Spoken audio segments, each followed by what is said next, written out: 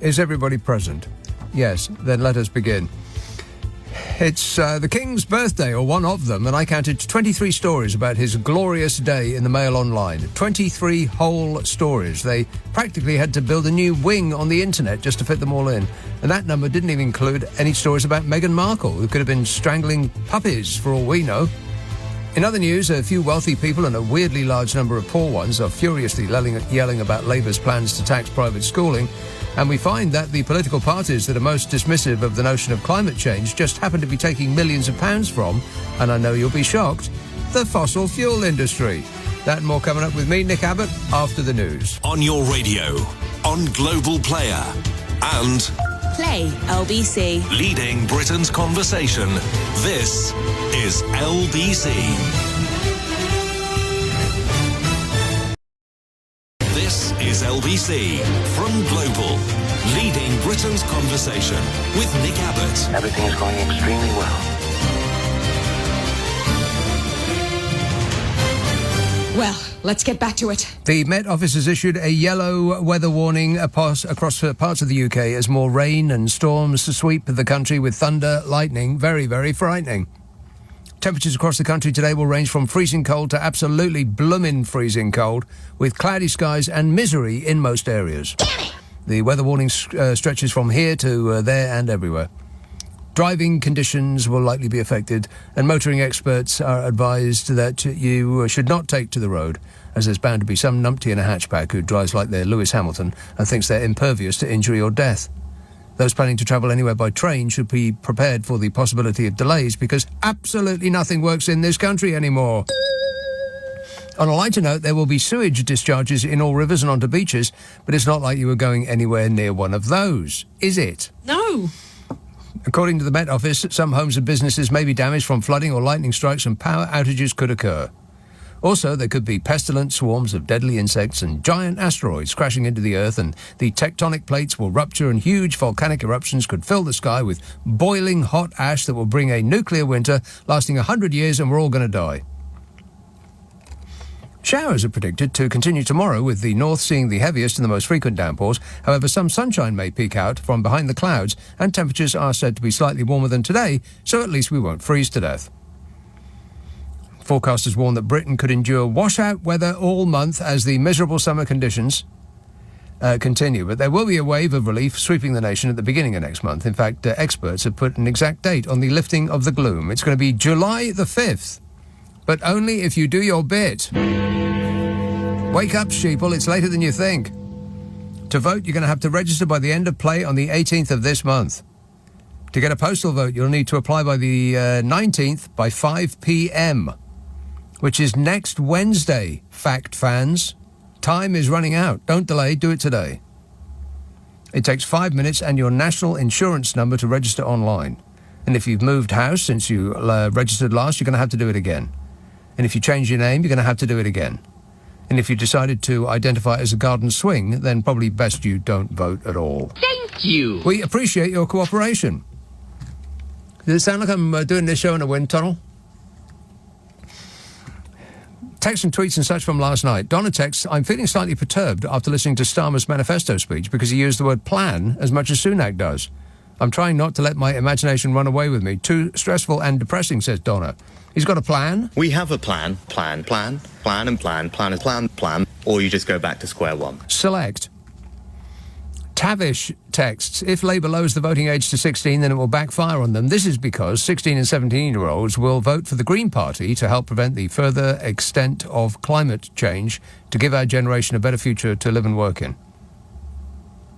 Yeah, that sounds terrible.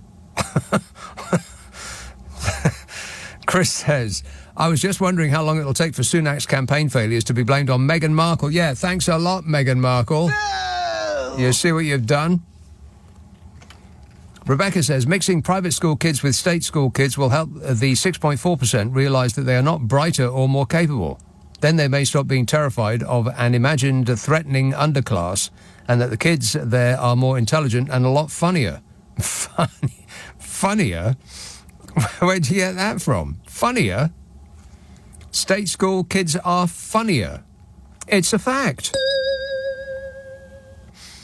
Anne says, like on trains, you should be allowed to choose first-class schools that are more comfortable, but you should still only get to the same destination and in the same time as everybody else.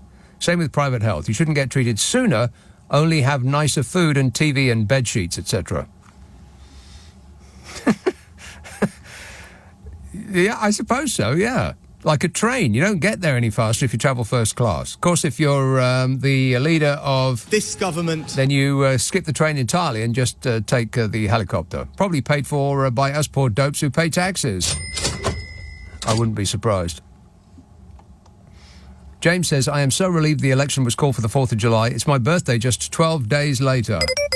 And if the election had been in the autumn, I'd have been 65 and would have to vote for the Tories, says James. It's not compulsory, James. As soon as you reach 65, it's not compulsory. It's just more likely that you will vote Conservative. I'm just saying. Them's the facts, Jack. Jerry said, my family had Sky TV, which we could watch in any room. Then Dad got the holes in the roof fixed and we went back to good old Freeview. A listener with material. Oh, no. Good grief. Paul says, regarding private schools, parents who send their kids to private schools have already paid towards state education through paying their general taxation. So, in effect, they have contributed to state education, he says, in capital letters with an exclamation after it, like he's shouting at me. No, Paul, they've just paid their taxes. There's nothing ring-fenced for state education. They have just paid their taxes, or paid whatever they have been unable to avoid paying. They have not contributed to state education. They've contributed to a system where state education has been defunded by those in power because those in power know that they will never have to use it. And this goes on and on and on, this story. I was talking yesterday about this article that was in the Mail that was supposedly written by an anonymous 14-year-old. I seriously doubt it. He was going on about, he had the back of his hand to his forehead, just fainting away at the thought of having to go to a state school where people might bring drugs and knives in their school blazers. And I said, well, it might be worse than that. They might even show up without their school blazer. You imagine that? He says, of course, there are certainly families with kids at my private school for whom the proposed addition of VAT will make no difference. But there are many more pupils whose parents, like mine, make huge sacrifices to put their children through private education. And at this point, I'm actually starting to feel sorry for the person who wrote this, who is listed as anonymous. But if I were a betting man, which I'm not, I would lay a fiver on this person not actually existing. But it doesn't really matter if he does or he doesn't. What's being whined about here is the thought of having to slum it like the 95% of children who can't get that massive leg up that private schools give to those who are already halfway up the ladder by dint of being born to well-off parents. What we're talking about is the wealthy want the poor to subsidise their luxury lifestyle choices. That's the it of it. Because if these schools get a tax break on the risible notion that they are charities, then us poor dopes who pay taxes will have to make up the difference. Asking the poor to subsidise private schools that they can't afford to send their own children to is trolling of the highest order. The poor and those just about struggling to get by are given their own money, giving their own money for those better off than they are to have a discount for an education that will put those well-off kids at an advantage over the children of the poor. I mean, why don't we subsidise Rolls-Royce cars? They're expensive, and well-off families might not be able to afford one. What with the tax on it and all. So let's all chip in and some toff can roll around in a silver shadow or whatever they're calling them these days. And this anonymous writer goes on, having been quite relaxed about the prospect of switching from private to state education, my mind is now whirring with what ifs. What if I'm shamed into submission and stop asking questions in class? What if teachers don't have time to speak to me one-to-one? Will my private school friends look down on me for going to a state school? How will my aspirations to be an investment banker be perceived? What? Yeah, supposedly that's what a 14-year-old wrote. I mean, at this point, if I was a betting man, which I'm not, I would be increasing my bet that this anonymous 14-year-old doesn't exist. What 14-year-old dreams of being an investment banker? You're better informed than I am. I don't know anything. Apart from Lord Snooty over there. Anonymous writes, will other teens put me under pressure to try drugs or vape in order to be accepted? As though rich kids don't do drugs. Do me a favour. It says, I don't want this to be misconstrued as me saying that everyone in state school is a thug or disinterested in education, because that's far from true. How do you know? It says there are loads of kids who thrive in state school, including my 6 cousins. However, that hasn't stopped them commenting about how lucky I am to be at private school. I think they're mostly envious of the incredible sports facilities, including rugby and cricket pitches and tennis courts and a climbing centre. And guess why those schools can afford all that? Because they're set up as charities and they don't pay tax. And you know who agrees with me on this? Most people in this country. There was a YouGov poll, a poll that's actually been publishing figures on this question since 2019, asking, should private schools be exempt from tax? 15% say they should not pay tax and remain as charities. 15. 47% said no charity status, pay your bloomin' taxes. Now, I only went to a private school for 3 years, so I can't say with any certainty, but I think that 47% is a larger number than 15. So it's the will of the people. Anonymous writes, we play weekly sports fixtures against other schools, and there are options to do more drama and arts outside the curriculum, as well as lunchtime clubs, including bouldering in the peaks, laser cutting, engraving, and 3D printing, golf, Pilates, and weight training. Meanwhile, recent school sports tours have included playing cricket in the United Arab Emirates, football in Spain, hockey in the Netherlands, and rugby union in Canada. There are societies for music, Mandarin, and debating. And I think at this point that the author is having a laugh at our expense. But don't worry, even if it reads like a whine for others to pay for their privilege, there's just enough poor people who will start yelling about this being the politics of envy. These people are what's known as useful idiots. There's a lot of it about. And the piece ends, the proposed addition of VAT on school fees would impact so many children like me, who are extremely happy and settled and well supported in private education, leaving them to face the worries of an uncertain educational future. Which would not be uncertain if the party that this future investment banker will probably support had put enough money into state schools so that a person, whoever they are, would not have to write bleeding heart articles about how awful it would be to go through the same experience as 95% of the rest of the children in this country. Cheer up, mate. The state school you'll be assigned to will probably fall down due to aerated concrete before you get there. School's out forever. Rock and roll! 0345 6060 973. Text 84850. Email nicka@lbc.co.uk. And if you're on Twitter, it's at LBC. Friday, Saturday, Sunday night at 10. Nick Abbott, LBC. I'm Nick Ferrari. Join me Monday morning from 7 for a major election announcement. LBC. This is LBC with Nick Abbott. Call 0345 6060 973. Tweet at LBC.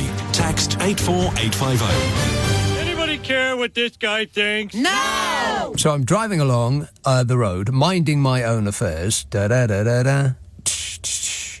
And I'm driving down a street that is normally flooded. Every time there's, if there's mist in the air, it's flooded on both sides of the road. And it's a hill as well, so it's not like it's standing water. It's just fast-moving streams all the way down both sides of the road. The lightest little drizzle will flood that road. But coming here, I saw two things that I've never... I saw two examples of a thing that I'd never seen before. Not relatively clean water flooding down both sides of the road, but in the middle of the road, the drain covers had popped off and fountains of water were shooting up out of the middle of the road. And I'm sorry to have to use the B word here, but the fountains were brown. Disgusting. Brown. Now, I've seen many fountains, some of which were coloured by pretty lights. I've seen blue ones and yellow ones and green ones and red ones. Groovy. But I've never seen a brown one. Not that keen. Great jets of brown foaming water blasting out of the middle of the road. Because it rained. Good grief. It's like living in a third world country. Does anything work in this country anymore? No.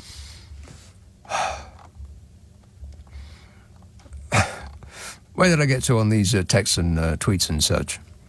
I think right here. Rebecca says, I'm still amazed these private school parents are terrified about Quentin's academic future, but not concerned at all about the potential 95% of the population in the future workforce. No, of course they're not concerned, because they think that it won't affect them. Hang on. Because they think it won't affect them, as though their money will protect them like some sort of reinforced bubble. It won't. You're living in our world. There's more of us than there are of you.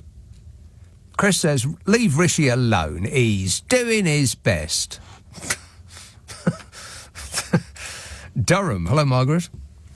Hi.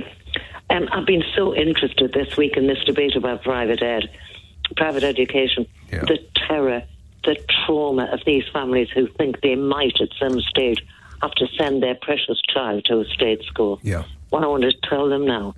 I wrote an article last year for the local paper, and I called certain people statesmen. The people who've gone to great success through the state system. And I would throw a couple of names at you now. George Clark, the famous architect, and Dr. our gorgeous Dr. Osalago, who went... George Clark? Who's he? Clark, yeah. Who's that? He's an architect. He has a lot of series. His series is always renewed on the BBC. He looks at architecture here, then he's been to America on his last programme. He's wonderful.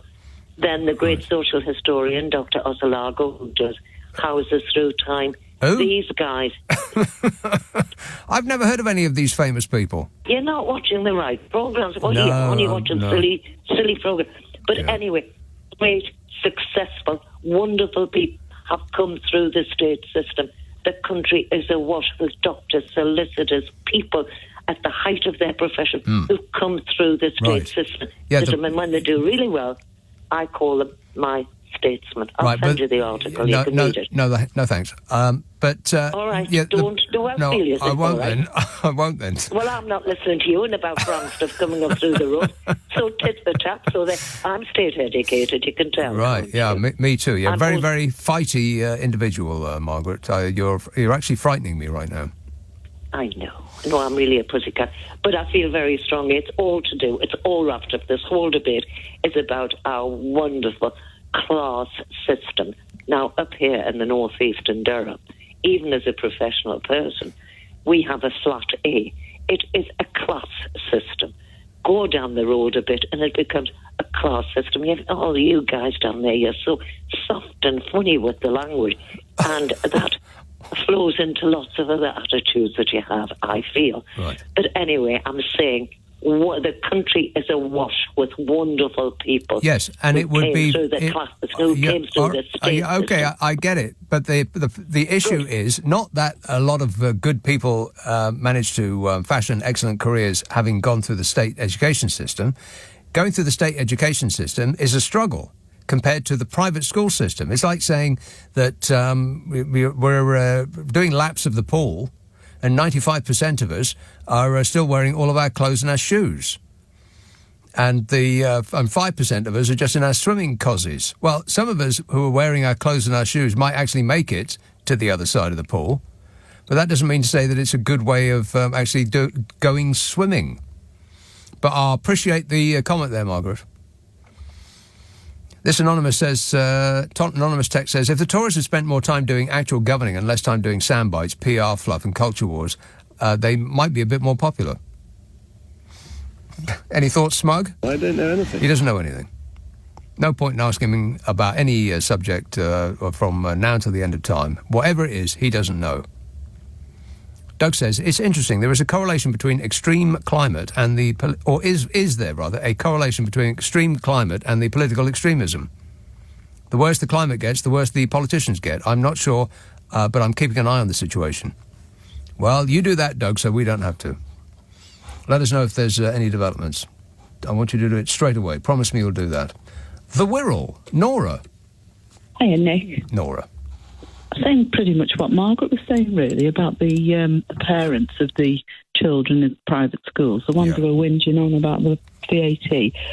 I'll bet, though, to a man, they didn't vote for Labour. I bet they didn't think, oh, well, we've got all these advantages. Let's help out the welfare state and keep on what's they called, Sure Start, First Start programme, and all the free school meals, all against all that. So it's like they're pulling the ladder up behind them, aren't they? It's not just that they're getting the advantage, but they're widening the advantage. Yeah, well, that's just it's not even human nature. That's just the nature of all animals. We want to get an advantage and maintain it. But I disagree. No, that is what everybody's like. We all want to get ahead, and we all want a head start. But we should not allow that to happen, by which I don't mean that private education should be banned, as it is, say, in Finland, which, by the way, has happier people and better educational results than we do. I'm just saying that the state school system should be so good that people wouldn't even consider going to a private school for reasons of the benefit of their kids. Well, here's another point as well. You're right.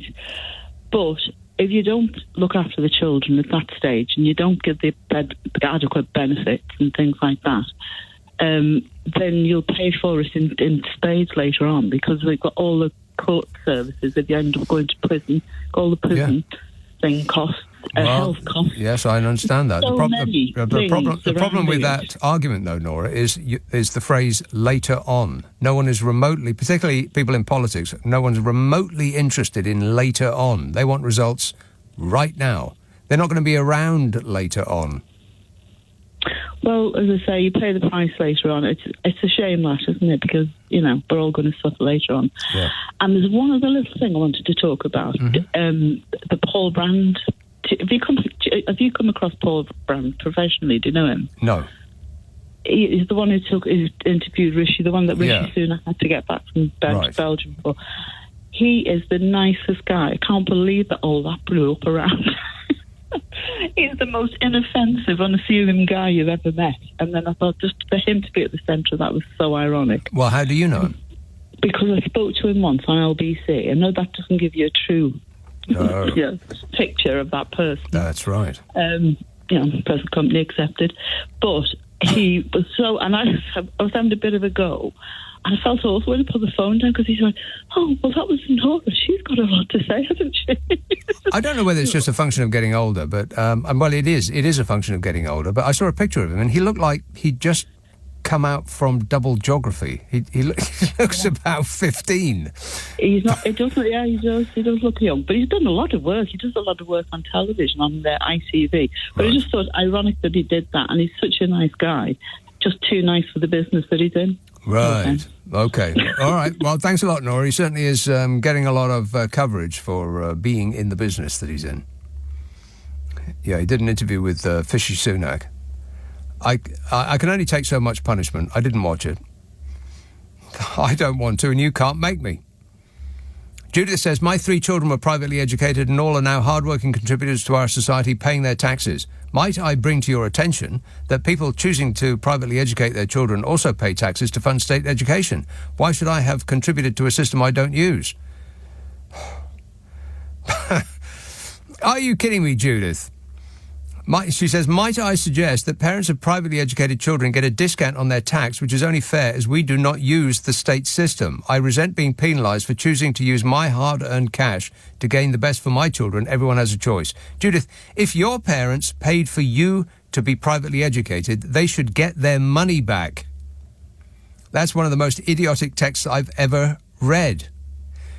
Do you not think that your experience in this country is dependent on the people around you who did not go to private school, which represent 95% of the people in this country?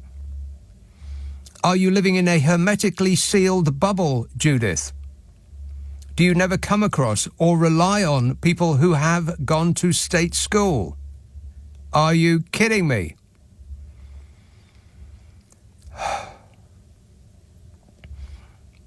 Chris texts, did you see Sunak on the Sky News debate? No. No, I did not. And furthermore... No. He says the audience questions part was painful. It was like watching a puppy being kicked. Here I am, a flawed PM, standing in front of his country, asking for them to love him. That's, well, it's in inverted commas, implying that it's a quote. Fishy Sunak did not say that, did he? Here I am, a flawed PM, standing in front of his country, asking for them to love him. Why would you put that in a quote if it's not what he actually said? Bizarre. 2 in a row on the Nicky Abbot show. And Andrew texts, Sunak Jr. misunderstood. His dad actually said the sky's the limit on what you can have. Well, there's a listener without material who's presenting it as though it is. Tisn't. Better luck next time. 0345 6060 973. Text 84850. Email nick@lbc.co.uk. If you're on Twitter, it's @LBC. Friday, Saturday, Sunday night at 10. Nick Abbott, LBC. It's 10:30. The news headlines with Serena Farrow. Nick Abbott on LBC. Call 0345 6060 973. Listen to him. He knows everything. 0345 6060 973. Una texts, private schools might not be in such demand if Labour had not had such a vendetta on grammar schools. Well, private schools might not be in such demand if the Conservatives hadn't defunded the state education system over the past 14 years. So, right back at you. It's like we're playing tennis here. Cardiff. Hello, David. Oh, hi, Nick. David. And Cardiff? Yes, David. Hi. Well, firstly, before I make my political point, well done for doing a bit on Rob Burrow on your Sunday show the other night. I called in on that show and I heard the news when I was waiting. And that was really great to do something about Burrow because he's a great player, a great man. Yes. The point I want to make, this private school thing is about the only thing I like about the Labour Party manifesto, because something needs to be done to cut down on the class advantage in the United Kingdom. So great if they actually do put VAT on private schools. Even better, though, is if they take away the charitable status, which has got absolutely no justification whatsoever. No. I mean, it used to. Eton was set up as a school for poor children, wasn't it? And look at it now. Hasn't it changed? Yeah, it's ridiculous. But what I would criticise the Labour Party, though, because, with the EU, it's absolutely now or never. They could say what they like about the EU. They could say we're going back into the EU.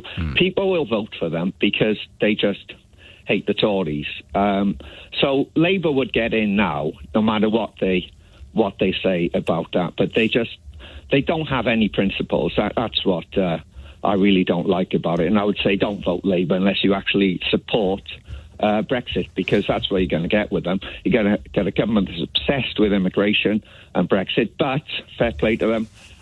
It's like the last Labour government, they got rid of fox hunting. If this Labour government gets rid of or cuts down on private schools, then that's a good thing at least. Yeah, I think they're not mentioning Brexit because they don't think that the country wants to hear about Brexit anymore for two reasons. One, there's a large number of people who refuse, against all the available evidence, to acknowledge that they've made a mistake or that they've been had, because it's too much loss of face and too much loss of hope to actually admit that the Brexit that they were promised, sunlit uplands, is never going to come. Not now, not ever, never. You've been had, people. But people don't want to admit that. And neither do a lot of people actually want to talk about it. I mean, we talked about it for so long. God, it was like all the oxygen in the room was taken up by that one subject. We just want to sort of pretend that it didn't happen, and I would imagine that most people want to just wheedle our way back into Europe. Not necessarily saying, right, we're back in the EU, but just trying to normalise relations for the benefit of all. And I think that's what the Labour Party are about. They've said that they want to, have stronger ties with the EU, try to get rid of all that red tape that we were promised was going to disappear and just got bigger and more mountainous. They don't want to address it because why screw it up now? I mean, they're so far ahead. Just keep doing. They must think, well, just keep doing exactly what we've been doing because look at the results. But like I said, they could say we're going back into the single market because what really annoys me is people voted for Brexit that have EU passports. I mean, I've got a mate who voted for Brexit, and he's got an Irish passport. And there's you look at people like Gisela Stewart, German. Some of these trade union leaders who shocked me by being pro-Brexit because they believe the lies as well. Yeah, they believe the lies about higher wages and we're going to have a high-wage, high-skill economy and all that nonsense. And we come to find out that the high-wage, high-skill economy is people on mopeds delivering pizzas. Exactly, yeah, and that was quite predictable, wasn't it? But like I say, I think if Labour did say they take us back into the single market, we get our freedom of movement back, I think people would actually support it. But they don't because they want this racist vote. The so-called red vote, they see these people as being racists and they want that vote. They're pandering to them and, to me that's beyond the pale.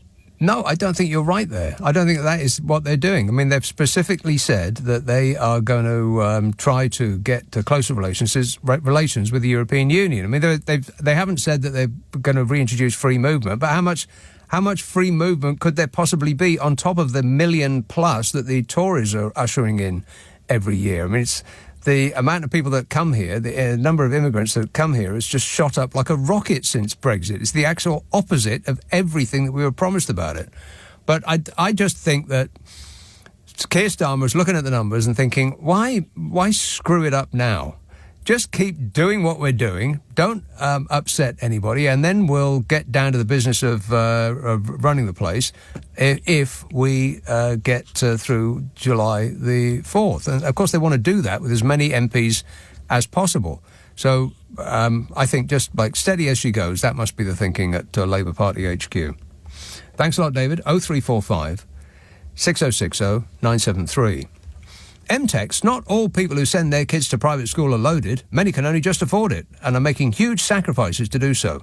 A 20% hike in already extremely high fees will simply put pressure on the state system unless managed in a very, very careful and phased way. Rubbish. You know what? Not all people can afford Bentleys. Many can only just afford it and are making huge sacrifices to do so. So let's cut the tax on a Bentley. No, these are luxury products that benefit not just the parents and the children, but their children's children. It is by that method that wealth is kept within families, by giving the offspring of already well-off people a leap up the ladder. I just cannot get past poor people who can't afford to send their children to private school are subsidising well-off people who can. It makes absolutely no sense. And any argument to the contrary seems to me a variation on, well, that's just the politics of envy, that is, which is always said by those who can't afford it, who are propping up a system that is grinding them down. But why? I don't know. We've got a strong masochistic streak in this country. Thank you, sir. May I have another? Sam says, I totally get your point about subsidising private education. To take this point further, I think MPs could get paid the national minimum wage. Maybe, just maybe, they would understand how difficult it is to live on such a low wage. Just a thought, says Sam. Well, it's an interesting thought. But you'd never get anybody to be an MP, though, for a minimum wage job. Well, I suppose if it was a minimum wage job that came with £250,000 of expenses and subsidised everything, then maybe you would get some decent people showing up to do that job. Yeah, good idea. Chingford, hello, Tony. Hey, I've got a plan. I used to be a private music teacher for 15 years before my eyesight went. And, we don't charge VAT for that. I think you can hear me, right? Can you? Yes. Yeah. So I think that if people are forced, poor people forced to take their kids out of private school, it's 6, 8, 10 grand per term. They could spend a quarter of that on private teachers and still get the education that they want, and still get the golf clubs, and still go on holiday, and everyone will be fine. That's one of the points. Yeah, no, I don't think so, because you're missing the it of going to a private school, particularly one of the top private schools. It's the old school tie. It's the old boy network. It's the entry into that society that is closed off to the rest of us who don't understand the codes. Well, if that's the only reason they're sending them to private school, then close them all now, as far as I'm concerned. That's ridiculous.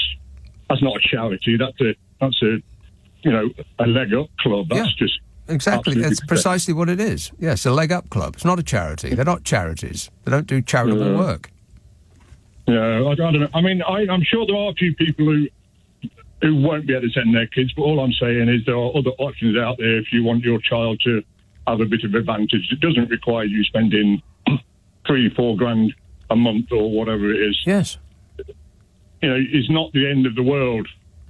No, that's right. And you can, if you have to take your children out of private school, then you can lobby your local MP and insist and have sharp elbows and, get on your school board and all of the rest of it to demand that the standards are improved in your state school, and you wouldn't do any of the above if you weren't about to have to use it.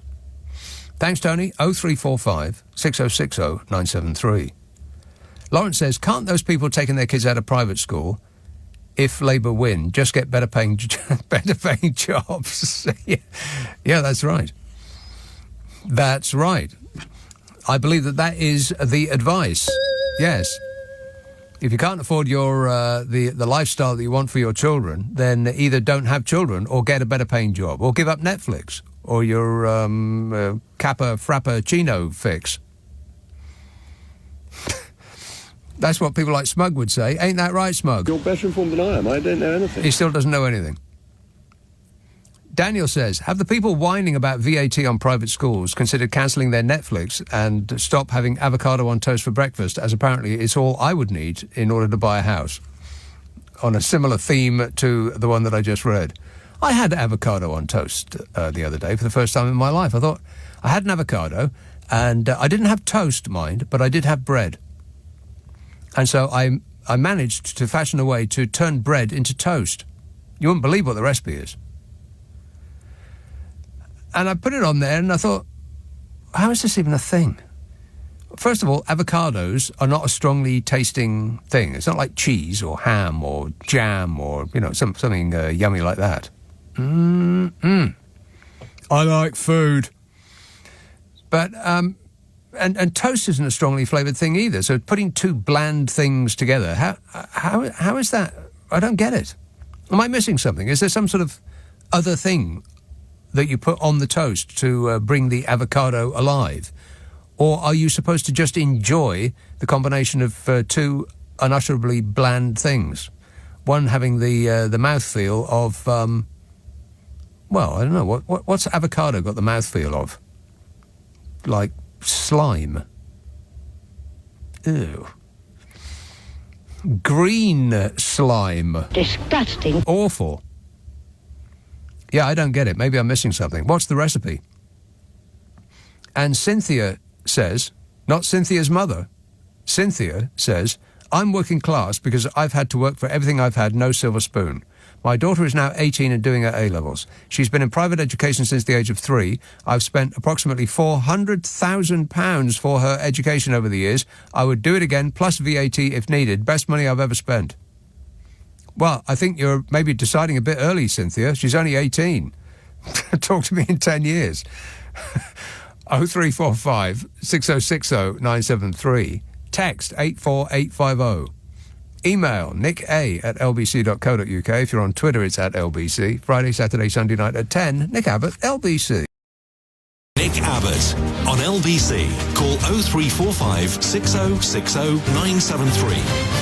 A big sack of monkey nuts. A big sack of monkey nuts. That's what this show should be called. Greg texts, I've just found out that there are far more important things in life than all this election stuff.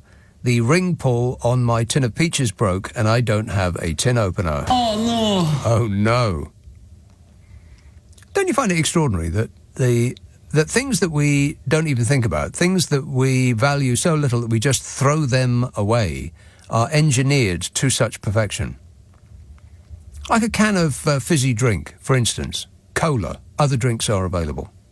A can of fizzy drink can withstand being on a lorry in 40-degree heat, going over a potholed road, being shaken about, and they will not explode. And yet, a child could open one. Don't you find that incredible? We don't even think about it. The precision that and it's not like one or two of them are made by artisans. They're made in their billions. No, none, to my knowledge, have ever exploded. Don't you find that incredible? More than that, there's the coffee drinks that we get. We get a paper cup with a cap made from a different material. And it's pressed on by some bloke with tattoos on his face. And you don't even check before you tip this boiling hot liquid towards you. You just assume. You rely on the cap fitting so perfectly that no liquid comes out. Don't you find that amazing?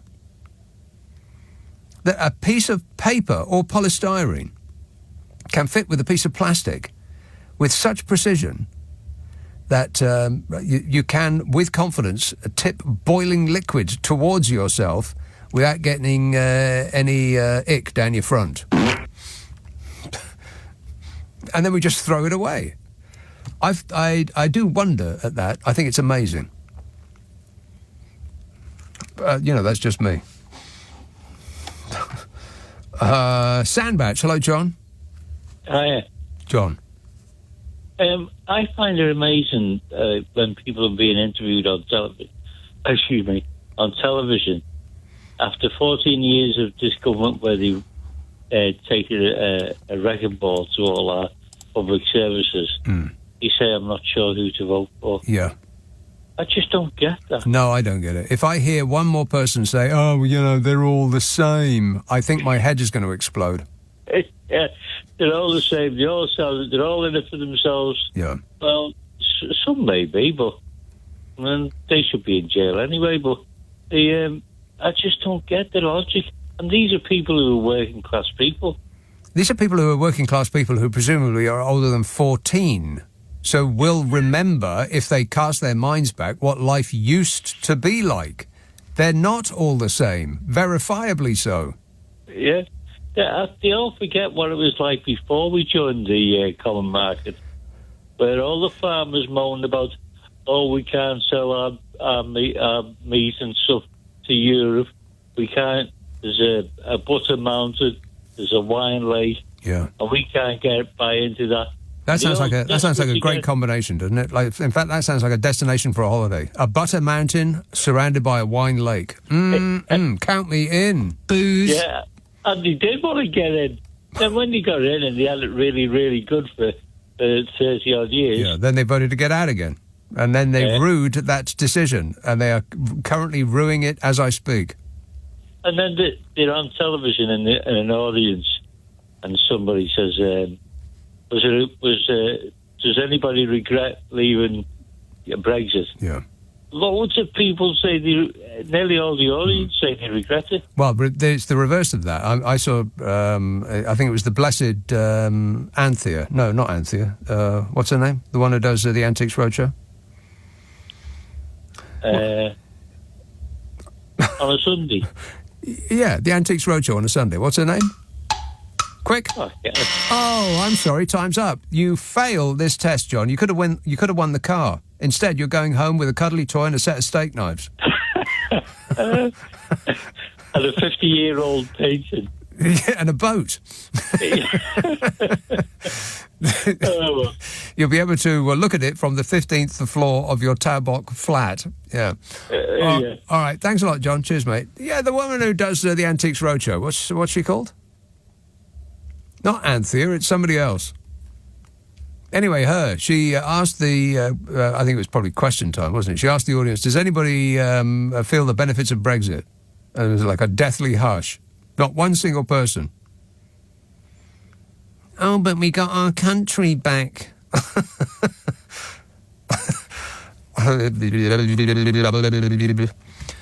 Adrian texts, when I were a lad, we were so poor we didn't even have Sky TV. And you tell that to the young folk today and they'd never believe you. As soon as I was old enough to earn, I made getting Sky my number one priority. It's the country's number one priority. It's his number one priority, and he's gripping it. 0345 6060 973. Manchester, Raj.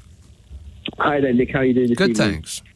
Great. First of all, I just want to say, great show, obviously, always, but about this Ricky Sunak and this Sky business, right? So I was just thinking, like when the ice cream man used to come down the road and used to make the sound. See, my mum said when they make the sound, there's no ice, they've run out of ice cream. I've heard that. Now maybe too, maybe the same principle would happen here with Rishi. His dad might have said, "Oh no, we're not having Sky TV because it's like I don't know." Might have said to him it's £1,000 a week or something. So he thought because he said that because he doesn't want him to like watch TV, but he wants him to like to do more of his studying. Yeah, concentrate on his studying instead. So he might have done that for financial reasons, but it might have been just because he wants him to study more. Yeah, I don't believe that for a second. One parent was a GP, the other was a pharmacist, and they couldn't afford Sky TV. Oh, please. No, I'm saying they might have just said it to him so that they could obviously afford it, but they didn't want to get it because they'd be distracted and they want to come to concentrate on his studying. Yeah, no, I think it was no, I don't believe that for a moment. I think it was a sort of a classist thing. I think that people used to look down their noses at those who got Sky TV because, how much television do you need to watch during the day?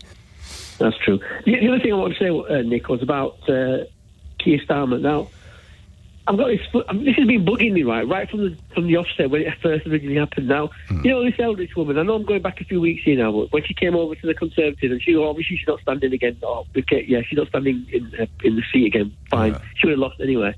But now, what's worrying me and bugging me is that if she gets put into the House of Lords, oh God, off the back of that, seriously, I'm not joking with this one. It's really bugged me, and I thought, what sort of person would Keir Starmer be if he ends up doing that, especially after the messing around with Diane Abbott afterwards? Yeah, it's a big if though. Why would he do that? Because he's maybe that was the deal that he'd done with her. You come over to us instead of the but you're just. But to be fair though, Raj, you're just making this up. No, I'm not making it up. I mean, do you think that's a possibility? No, I don't.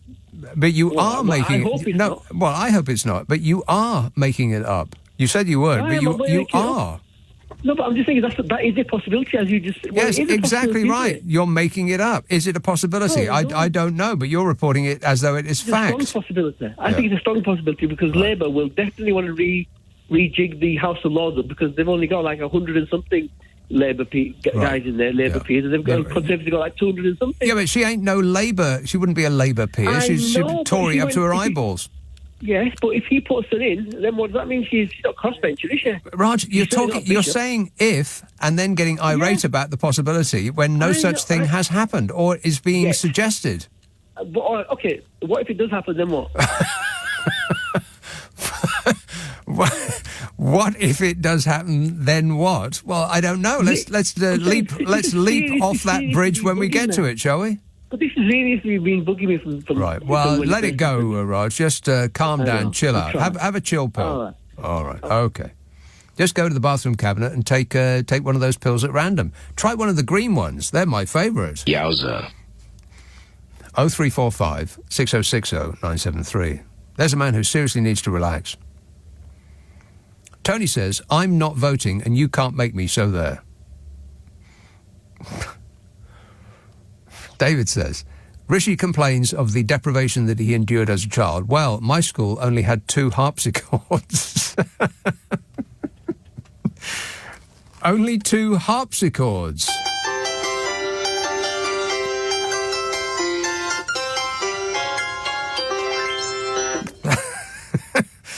I had no idea. That's terrible. You should tell somebody about... Oh, no, you already have. Simon says, the Tories want to support poor millionaires. And Katie says, why does Starmer go for the Tories are incompetent line of argument, as if Sunak dropped the ball rather than stabbed the ball so that the public has to pay to use a private ball covered in raw sewage? Katie has a way with words. That's a very interesting way to put it, Katie.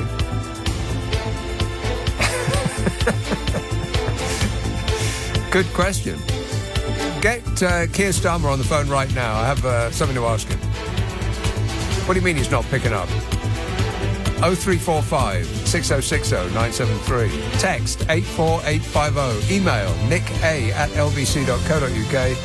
And if you're on Twitter, it's at LBC. Friday, Saturday, Sunday night at 10. Nick Abbot, LBC.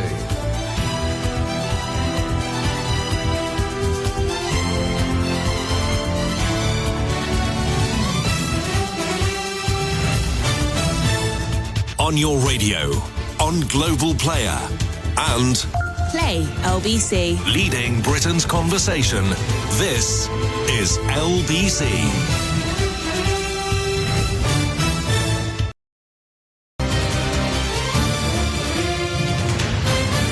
Oh, hello there. Very nice to meet you. 0345 6060 973. I've just got 3 more texts from last night, then I can get on to today's text, which so far number only 5 pages of closely typed text. Greg says, can't ring in, sorry. I will get emotional at the thought of Sunak not being able to afford Sky TV. So sad. So very, very sad. I saw a picture today on the World Wide Web. Somebody posted it on X, formerly known as Twitter. That was the picture from the outside. Now, of course, you don't know whether anything is real anymore. But it looked real.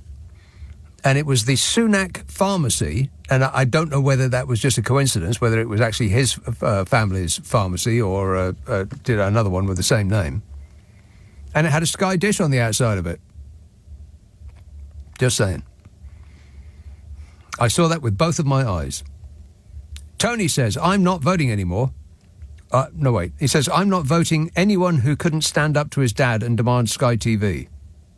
For, perhaps, is a word that's missing in that sentence. Shall I try it again? I'm not voting for anyone who couldn't stand up to his dad and demand Sky TV. Clearly incapable of negotiating a good deal. What was he going to watch on Sky TV, Fishy Sunak? I mean, what do you imagine that he sits down and watches of an evening? Sport? Of course not. Probably those, like, dressy up, ye olde worldy dramas, you know, with ladies with bonnets. Horses with carriages, negotiating gravel driveways, that kind of thing.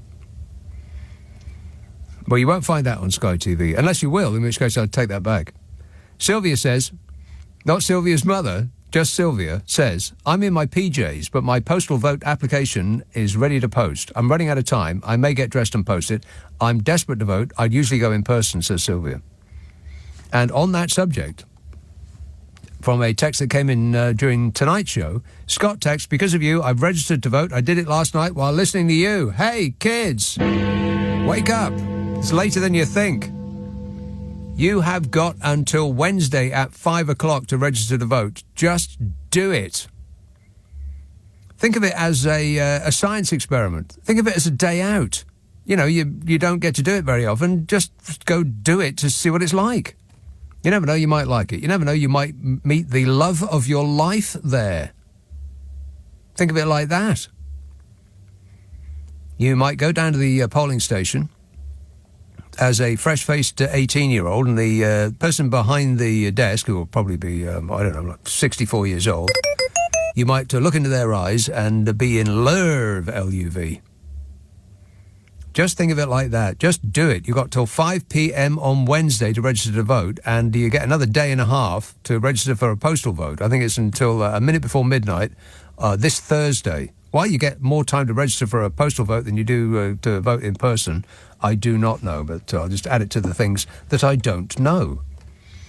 Do it online. It's a piece of cake. You just need your national insurance number. Oh, but I don't know what it is. I can't be bothered. I'll do it later. Oh, they're all the same.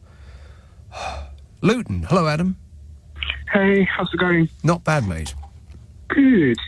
And I just wanted to quickly say, actually, as well. You know, I know you said you didn't watch the debates, but just in the same vein of idiocy, Nigel Farage did say, in regards to Brexit during the seven-way debates, Brexit failed because it was done by idiots, but at least there are idiots. And I thought, oh, God. he didn't say that, He did did. At least But, they're our idiots. We've got a few idiots in our party. Oh, my God. Yeah, but we already know where he's going, because he's on TikTok now, and he's doing the milkshake brings all the voters to the yard and all that stuff. And I've even seen a video today, actually, following me telling you last week about him referencing Khalees milkshake. Yeah. Today he's rapping over Eminem. Guess who's back? Yeah. I saw that. It looked like he was sitting. It looked like he was sitting in the back of a Rolls Royce. Was it a Rolls Royce, or it was one of them swelling elegant cars?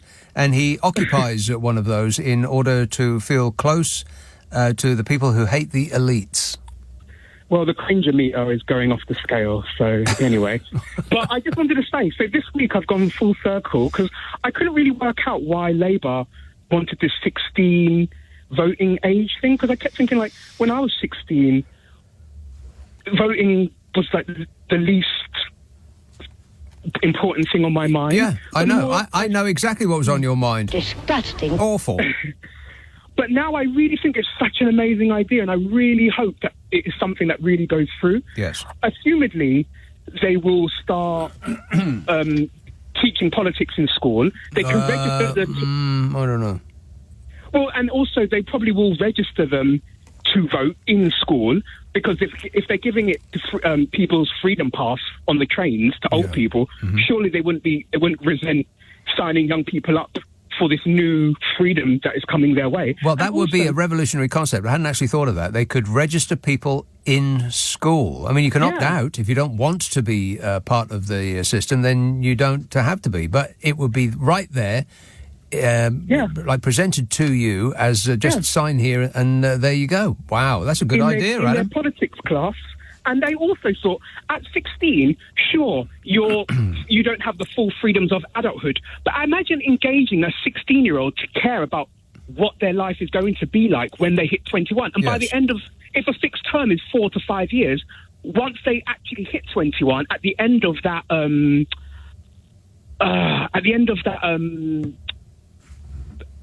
don't know what the word is. At the end of the electoral term, they will actually be becoming an adult. So they will actually, when they then vote for the second time, they can then draw influence from what if it's been a success or fail on their last vote. Correct. So 21-year-olds will be able to say, when I was 16, I wanted this. Labour, Conservatives, Reform, Britain First, whoever comes in, has failed. I now am politically engaged and I have a stake in this country. They wanted you to go and fight in a war or do national service. Yes. At least give them a vote and let them be educated and care about their country. Correct, and I really think if 16-year-olds voted against Brexit, I don't think we would be here. And if they were, they'd be punishing all the parties at the ballot box. Well, assuming you can get them out of bed to go and vote in the first place, and the younger you are, the less likely you are to vote. But I think if you instilled some sense of urgency in them, that this is actually your life that is dependent on this, and the reason that young people get screwed over in this country by government after government is that the governments of the day know that they don't have to appeal to kids because they're not going to vote. Absolutely. But then I do also worry, imagine if the Tories then took it away, because how bad would that look if they say there's too much democracy? Yeah. Because remember how they were so upset when they shot themselves in the foot with old people turning up with their veterans turned up with their veteran cards, and then they realised they weren't registered to vote, or that wasn't permissible. So I think just the same way they jumped on that to correct that, because thank you, Johnny Mercer, he jumped on that saying it was an outrage and we're going to correct it. Equally, if they then take away what Labour puts in, it will really show how much gerrymandering and how much they're trying to Well, we don't need to infer how much they're trying to gerrymander because Jacob Rees-Mogg himself admitted it out loud. I don't know anything. He actually said it. Oh, do me a favour. Well, I'm sure you will be a good voice of moving forward to keep this going because, I mean, I really hope... That means absolutely... That was a word salad there, Adam. That meant absolutely nothing whatsoever, but I want you to leave that with me, all right? I'll be a good voice moving forward. Good work, that man. Yes, and the other thing is that if you reach 18 and you just by one day miss voting in the election, say you reached 18 on July the 5th, you're going to have to wait another 5 years. And that would make you 23, fact fans. That just seems unreasonable, don't it? Of course, 16-year-olds should be allowed to vote.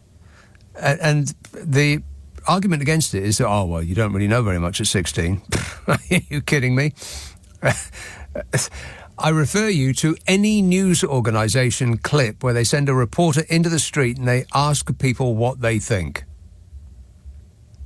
It's frightening.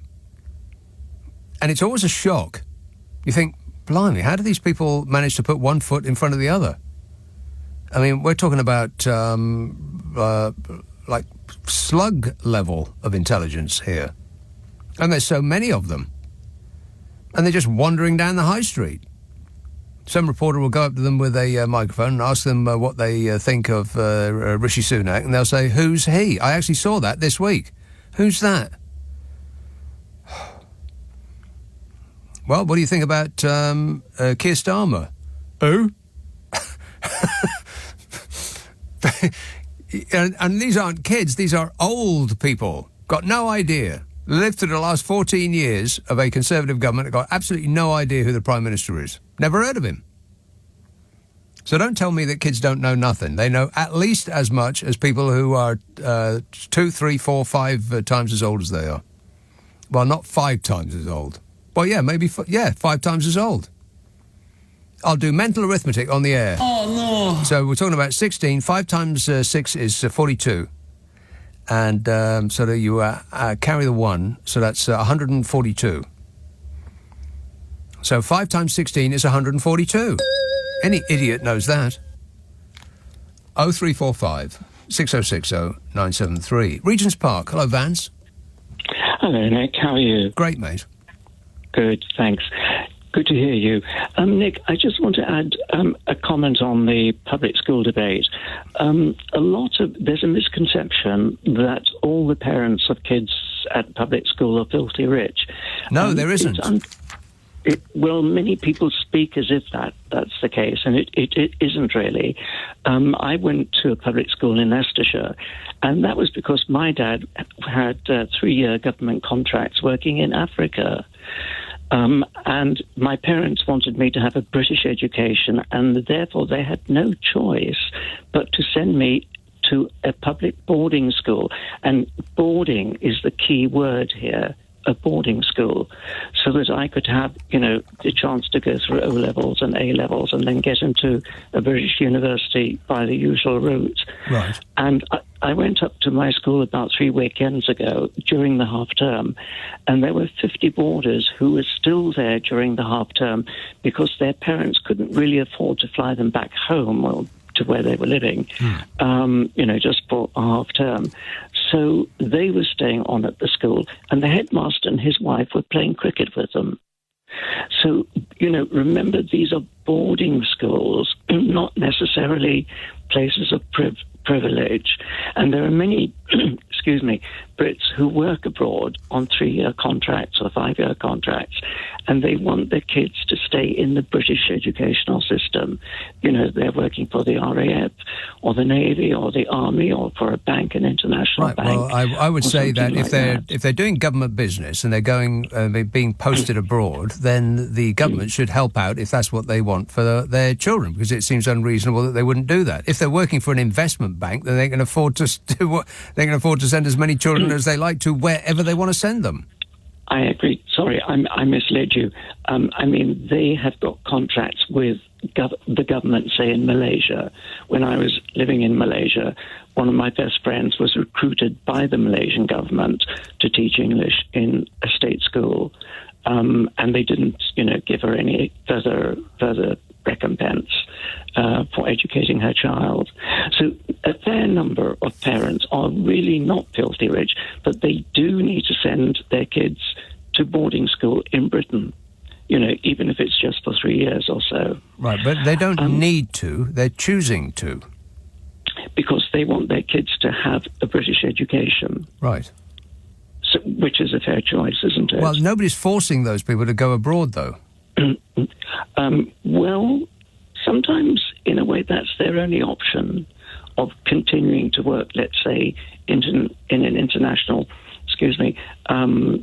civil engineering company, for instance. I mean, that's what's happened to my son. He was given a contract to work in New Zealand, a 3-year contract, and that's being renewed for another 3 years. And he's now having to consider where to educate his kids. Okay. But anyway, I'm not, standing up for public schools. I'm just saying that not all parents are filthy rich. Right. Well, I don't think anybody has said that they were, but they are, on average, richer than the rest of us. Oh, yes, I agree with you. Right. On avocados, they are pretty tasteless. Yeah, they are. But if you add a dollop of creme fraiche, that brings them alive. That's it also really tasteless, though. That's three bland things in combination: toast and avocado and creme fraiche. Okay, you've got me out. All right. Well okay. done. Thanks a lot, Vance. Cheers, mate. 0345 6060 973. Tariq says, if it gets any colder this week, the Christmas tree is going up. Yeah, it's practically Jesus' birthday. This is LBC. I just want to tell you all how happy I am to be back in the studio, making a picture again. It's a radio show, dear. Raggy texts, I enjoy listening to people complaining about the price of privilege. Manchester, Adele. Hello. Adele. Not that Adele, surely. Definitely not. Another one, right, a different Adele. A different one. Yeah, my 4-year-old daughter is in an independent school. It costs just over £10,000 a year. Wow. So it's nothing like the amounts that are put out in the press. To pay for that, my husband is a doctor. When we decided to keep her in that school, he took on extra hours as a doctor, and he pays an enormous amount of tax and national insurance on those hours. Yeah, don't we all? Her school is only a small school. If it is forced to close because of the VAT, she'll be forced into the state system. But why would it be forced to close because of VAT? Because there are many, many parents that cannot afford to pay 20% on top of the fees. Well, then all luxury goods should be subsidised because there are many, many parents who can't afford, a Bentley. Education is not a luxury. Yes, it is. Yes, private education is. Well, it's an education. In the United Kingdom, in England, it is compulsory for a child to be educated until they're 18. Yes. Why is it a luxury? Of course it's a luxury if you get outside of the system and you buy a better product. But you're also putting into the state system that you're not using. Yes, you are using it, Adele. If you ever come into contact with or rely on people who have gone through the state education system, which would be 95% of the people that you meet on a daily basis, then of course you are relying on the state education system. Imagine if the country was not educated apart from the 5% of children who went to a private school. Imagine what your life would be like. Absolutely. I'm not saying the state system doesn't have a good place. No, what you said was you don't rely on it. You do. We all do. Rely on it to educate our child. No, but your child will come into contact with children who are educated at state school. You're surrounded by people who have been educated at state school. To say that you don't rely on them is the opposite of the truth. We do not rely on the state to educate our child. No, but your lifestyle depends on those people who have been through state school. Absolutely. I'm not saying that only people that have been through private school are worthwhile. I'm not saying that that's what you're saying. You're saying that you don't rely on people who have been through state school. Yes, you do. To educate our child, we do not rely on the state system, as in we do not utilise the state school place that we have paid for through our taxes. No, you haven't paid for it. You've just paid taxes. Maybe all of your taxes went to refurbish our nuclear weapons. Okay, so she goes into the state system and the state then has to pick up the burden of her education. Yes. And she's only 4, so they have to pay for her lunch. Right. How does that benefit anybody? It benefits people because if politicians and those who hold the reins of power had to put their children through state school, then they would insist that that state school was better funded and better run. That's implying that people that are in state schools don't insist on those things anyway, and many of them do. I know many people that are wealthy enough, far wealthier than us, to pay for schools, and they choose not to. That's their choice, and that's a respectable choice. Yeah. For our child, in her circumstances, an independent school was a better choice for her. Right. My husband. Well, then why should people who can't afford to send their child to private school subsidise you? They're not subsidising. Of course they are. If the school does not pay tax or VAT like any other business, then it is being subsidised by those people who pay taxes. No, it isn't. Of course it is. Do state schools pay tax? They're not profitable organisations. They don't take money. Schools. Most private schools do not run for profit. Are you kidding me? Outgoings. Yes, absolutely, and that is the absolute crux of the thing. You're selling them. Total nonsense. It is. No, it isn't. Of course it is. My daughter's school ran at £9,000 profit last year. Profit? But no, that didn't go into people's pockets. That went into if the building fails or there is a capital expenditure needed. It wasn't profit in people's pockets. How do you know that? And how do you... I mean, did you see the accounts? Yes, I have read the accounts. I've read many, many, many years of the accounts before we chose to put her in there.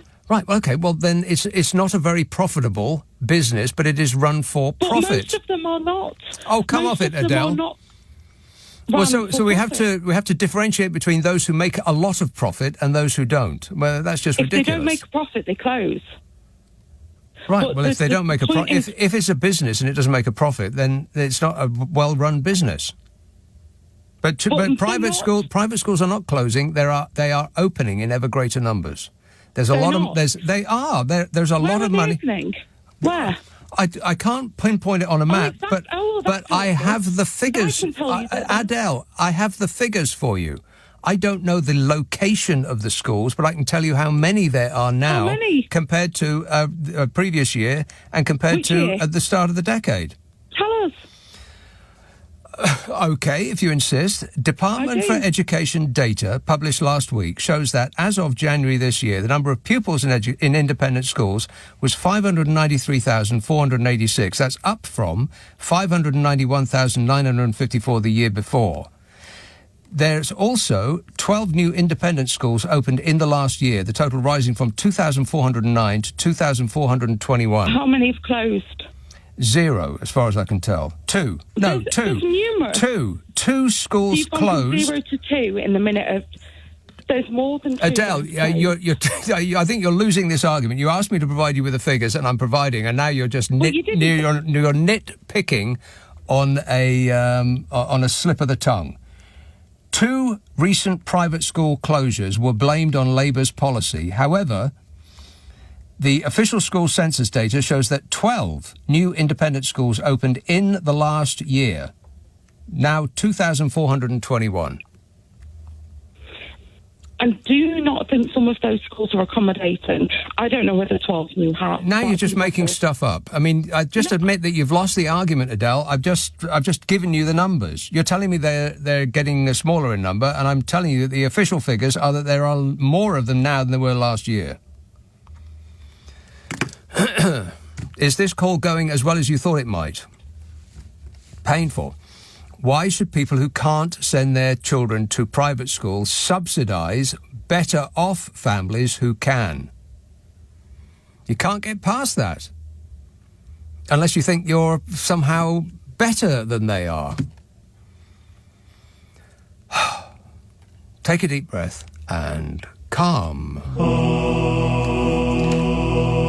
Just some people just think that they deserve it, and that's the end of it.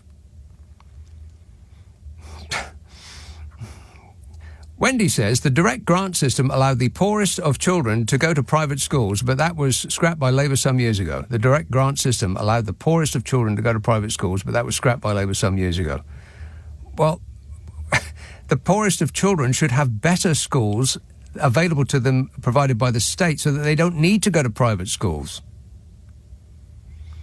I mean, the it of it to me is the reason why state schools are so badly funded. And Fishy Sunak, he had the opportunity to increase their funding, and I think he cut it by half. They said we need double, and he said, here you are, have half of what you're getting at the moment. And so we've got schools that are falling down. They've got kids that are being educated in porter cabins. Are there any kids being educated in porter cabins in private schools? I seriously doubt it. No, that's just state schools, because who cares about those kids? The children of MPs are not going to mix with those kids, so who cares about them? Andrew says, can my local branch of Tesco please register as a charity so I can get cheaper food? Yeah, exactly. It's like saying, insisting on your luxury lifestyle choice being subsidised by those who can't afford it is like saying, well, Fred's Cafe down the road, where you can get a plate of beans and a cup of tea, he has to charge VAT because, that's easily affordable. But your Michelin star restaurant in the middle of London, who charges £200 for a 10-course tasting menu, well, that's very expensive. Even rich people would balk at the price of 200 quid for a plate of food. So we'll knock the VAT off that so that it becomes more affordable. No, and furthermore... No. No, it's got to be a no from me. 0345 6060 973 10:30. No, 11:30. Blimey, how time flies when you're out your mind. 11:30 on LBC. The news headlines now with Serena Farrow. Leading Britain's conversation. Nick Abbott. Alexa, send a comment to LBC. Listen to him. He knows everything. The number of children attending private schools in England has risen despite claims that families are being priced out by Labour's plan to add VAT to school fees. Now, you probably read this. The Independent Schools Council, they said last month that pupil numbers had fallen, but that's not true. They said that pupil numbers had fallen, and that was a sign that schools are already starting to see the impact of VAT looming on the horizon. So said the Independent Schools Council, which was just reported in the right-wing press as though it was a fact, because journalists don't check anything these days. But what they said is false, because the Department for Education published figures last week that showed that the number of pupils in independent schools in England was up on the year, and an increase of 24,150 on the figures of 2020. And you probably also read that the Independent Schools Council blamed 2 recent private school closures on Labour's policy. Now, keep in mind that Labour's policy hasn't even been enacted yet. They're not in power. So it was just the very idea that Labour might get into power that has closed these 2 private schools. But I think that you will find, if you check, that those private schools were in financial trouble already before Labour announced this policy. And over and above that, 12 new independent schools opened in the last year. And you'll be pretty hard-pressed to find a sector where businesses run for profit do not close. And certainly that 2 would not close on seeing 12 new ones open. Name the business where that doesn't happen. And private schools in England currently benefit from an 80% discount on business rates and don't have to charge VAT on school fees. And closing the tax loopholes was pledged in the Labour manifesto. Keir Starmer renewed the promise at the launch of the current Labour manifesto. And Labour says that the £1.5 billion raised from imposing 20% VAT and business rates will be used to provide 6,500 teachers in secondary schools. But that's not the reason to do it. The reason to do it is, obviously, because those with the reins of power would make sure that state schools are better funded if their own children had to go to them. I mean, you think that this guy... I don't know anything. If he had to send his 6 children to state school, do you think he wouldn't be making a song and a dance about the state of them? I mean, Smug, for instance, sends his 6 children to private school at a cost of 18 grand a year, each. Each! So that's 18 grand a year times 6 mini Smugs, that's £108,000 a year. 108 grand. And that's not even including the uniforms and the cricket gear and the bowler hats and the bow ties and all the rest of that regalia that private school kids are glad to wear to differentiate themselves from the rest of us poor dopes whose parents pay taxes. And on £108,000 a year, that's £21,600 in VAT that's not being collected from him per year. And let's assume that he sends his kids to private school right up until they all go to Oxbridge. That's 12 years. So by my reckoning, that's £250,000 that we poor dopes who pay taxes are subsidising the supercilious Smug. Why? Just to educate his kids to give them a further advantage over our children, to give them a bunk up to the tippy toppermost rung of the ladder, while the non-millionaire state school kids are waiting in line to get on the bottom rung. And we're okay with this. In fact, the poorer you are, the more likely you are to actually revel in being kept down. This is all the politics of envy calls are coming in right now, lighting up the switchboard, probably from Clacton. Hey, Nige. I'm a nutcase.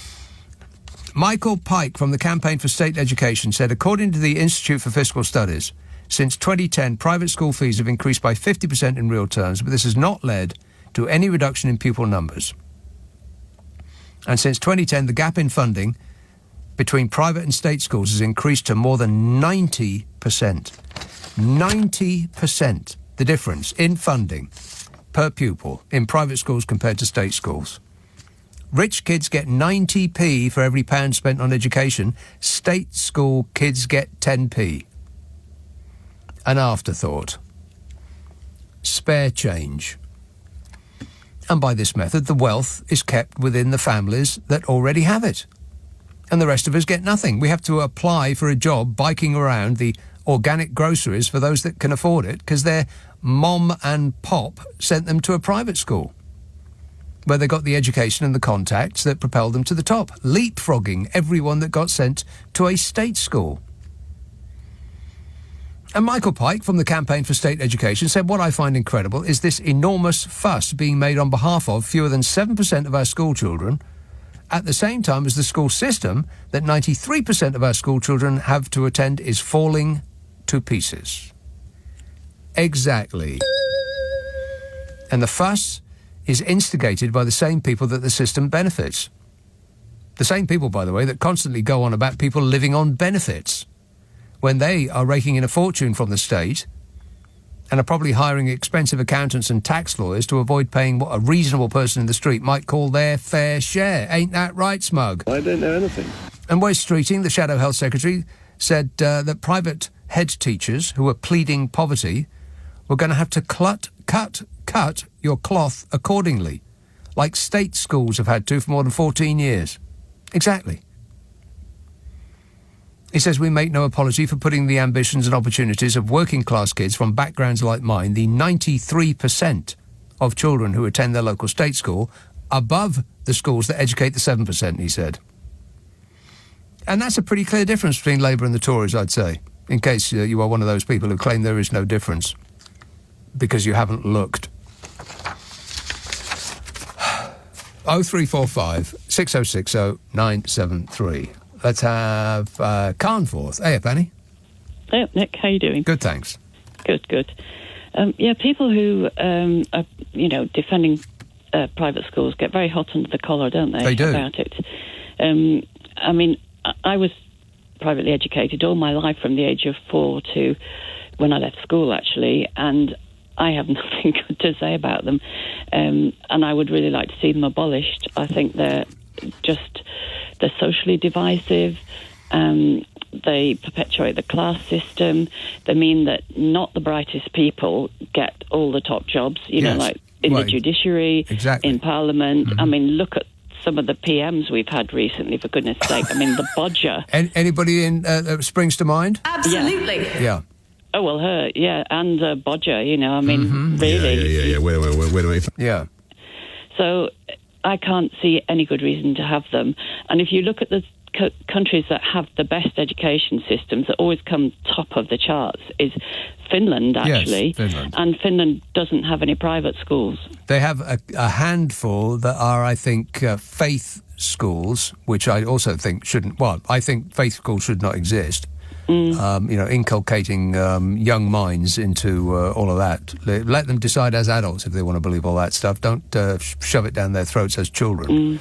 But that's about right. Finland doesn't have a private school sector. No, and I mean, countries like Finland, though, are obviously very different to the UK, and I don't think, obviously, they'll never be abolished here because, I mean, just the way this country is, isn't it? It's just a huge bastion of privilege, and because that's what parents are doing when they send their children to private schools. They're just buying privilege. Well, they're giving them a leg up. They're making sure that the wealth stays within the family and gets handed down through the generations, thereby increasing the inequality in the system. Yeah, and it's power as well. It's not just wealth, it's political power. I mean, so many of our prime ministers are privately educated. Yeah. It's not the people coming here in small boats that you should be concerned about. It's the people coming out of Eton. Definitely. And, I mean, not just the prime ministers, but a great deal of the MPs as well are privately educated. So we're being ruled by people who have completely different upbringing, really, because especially if you go to boarding school, which I did and, lots of kids do, it's just it's a very weird thing, go to boarding school. I think you come up with all sorts of... I mean, a lot of the people I know that went to boarding school have slightly screwed up in some way or another, because I really think it's very unnatural to be taken away from your parents for weeks on end. Yeah, exactly. I mean, and unless you absolutely had to, what kind of a parent just chucks their child away at that young an age and sort of washes their hands of them? It just seems absolutely bizarre to me.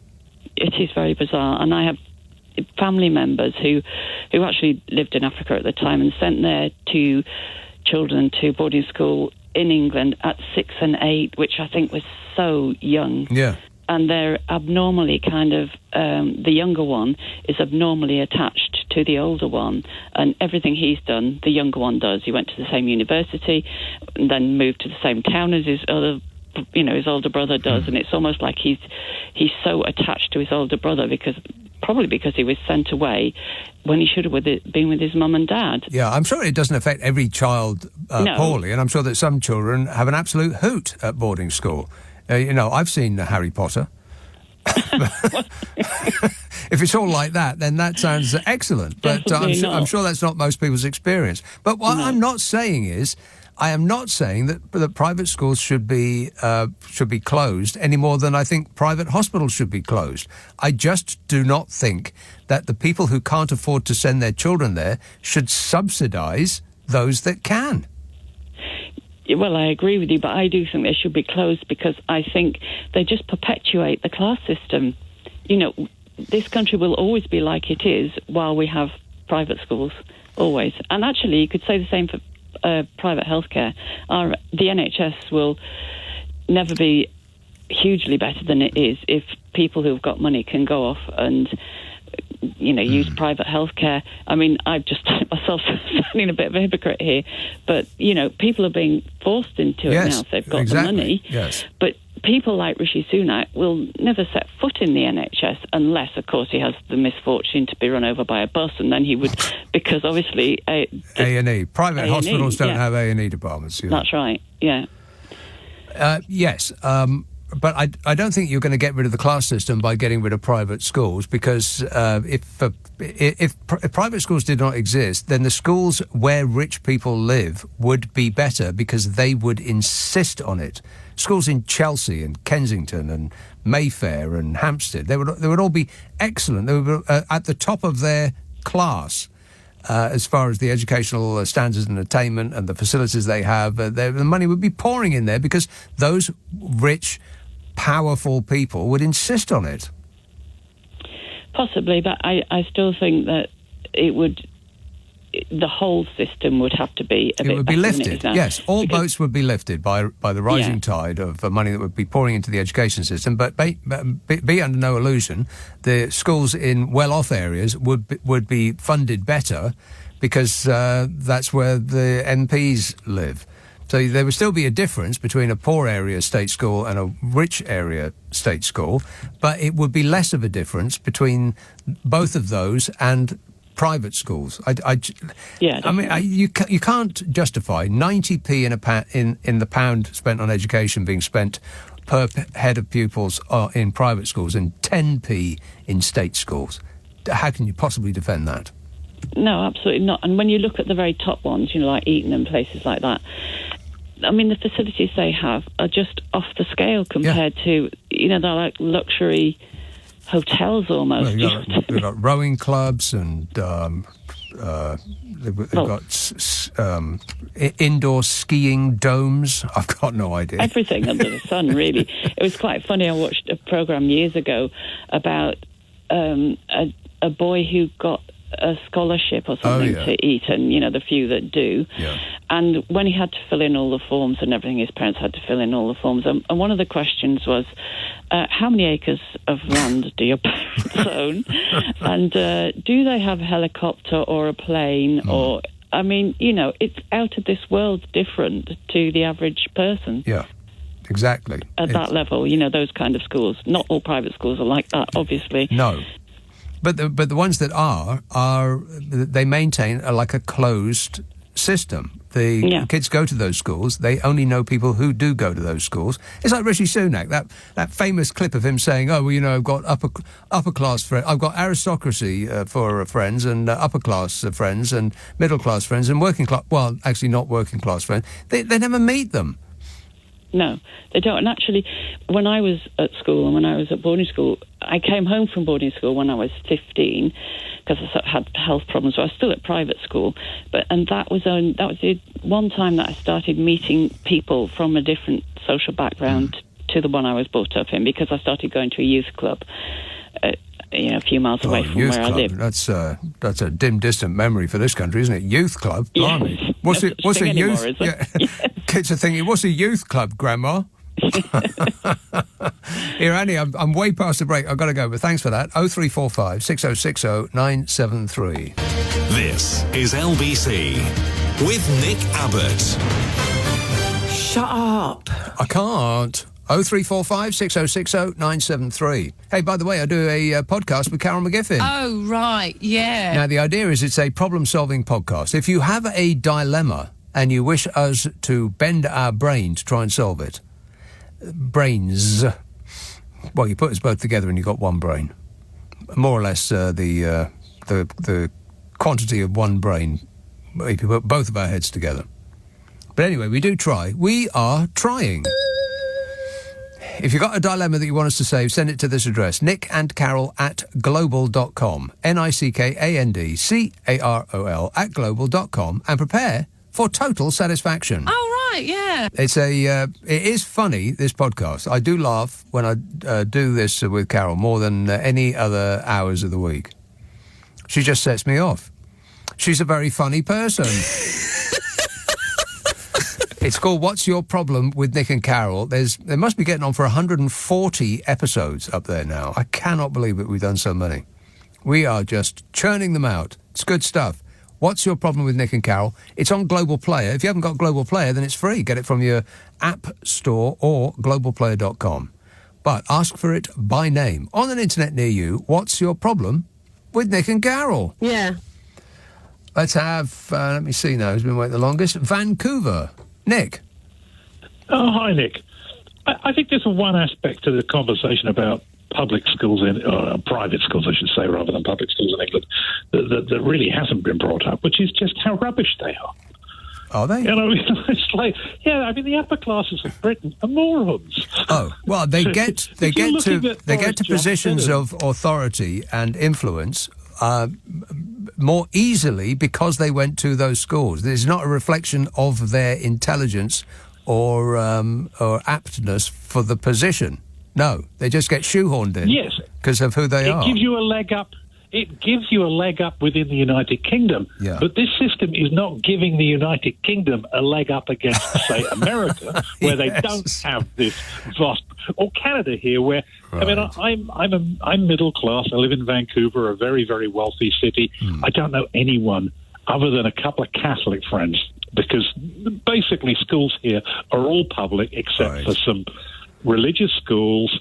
And there are some private schools that cater entirely to offshore Asian families that send their kids here to kind of get citizenship. That is a in the very UK. good point. I hadn't thought about that. It might make you a bigger fish in the tiny pond that is Great Britain, but it's not actually doing very much for Great Britain by elevating those people of small ability to positions of authority and control by dint of the school that they went to, not because of they're actually smart.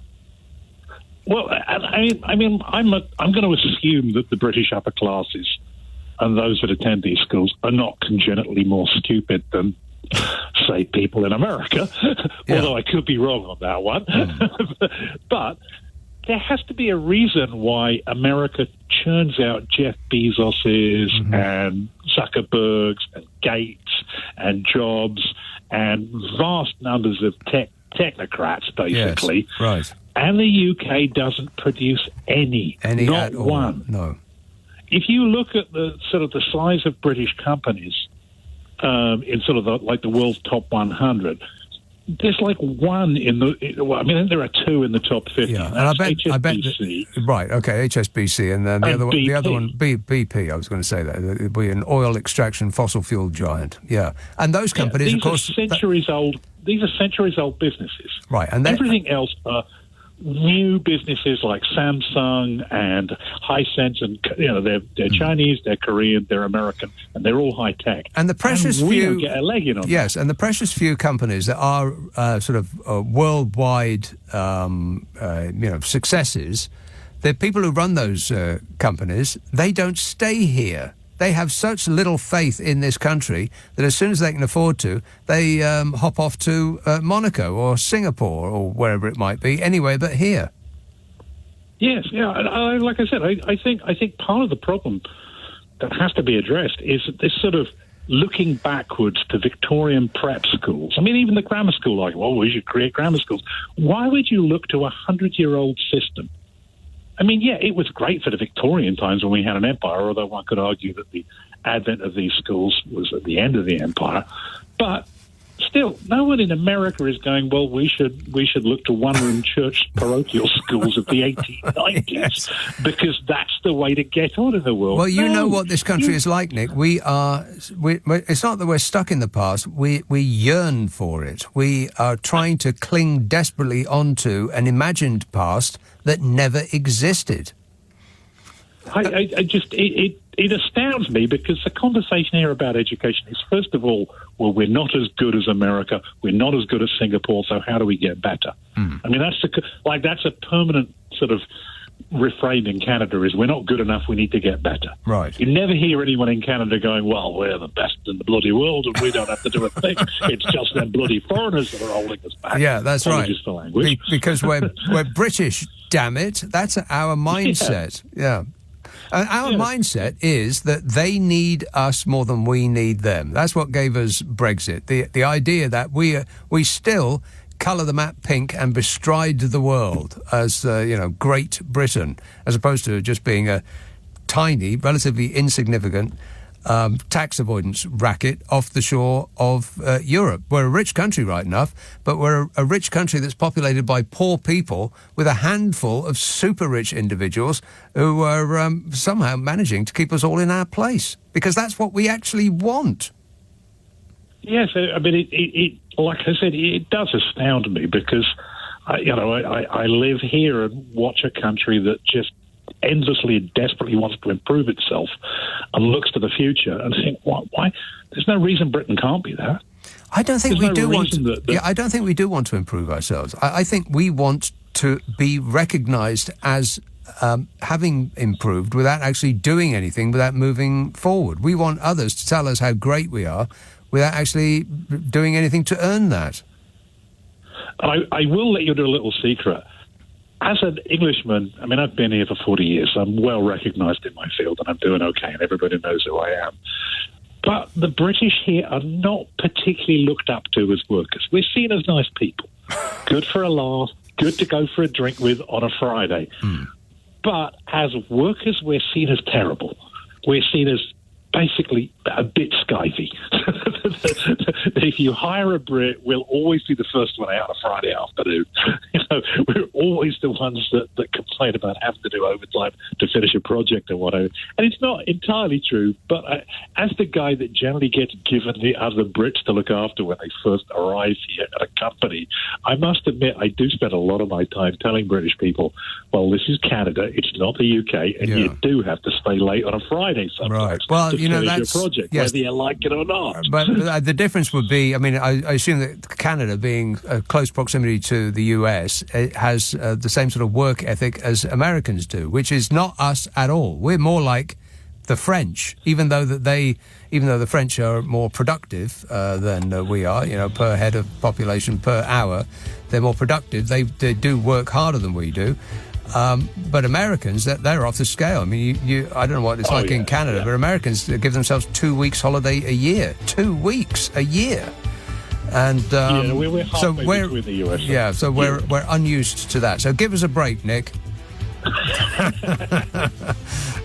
Thanks a lot, mate. We appreciate it.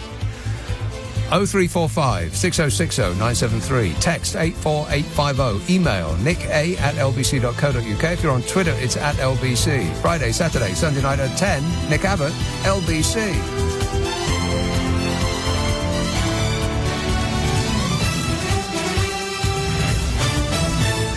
On your radio, on Global Player, and Play LBC. Leading Britain's conversation. This is LBC. This is LBC from Global. Leading Britain's conversation with Nick Abbott. Hi, honey. How are you?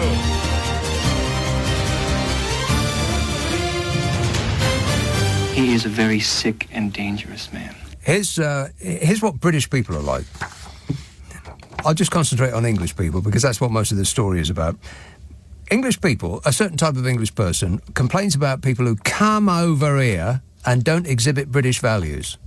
And when those very same people go abroad, they take their Englishness with them, but it's not just being English, it's being English on steroids.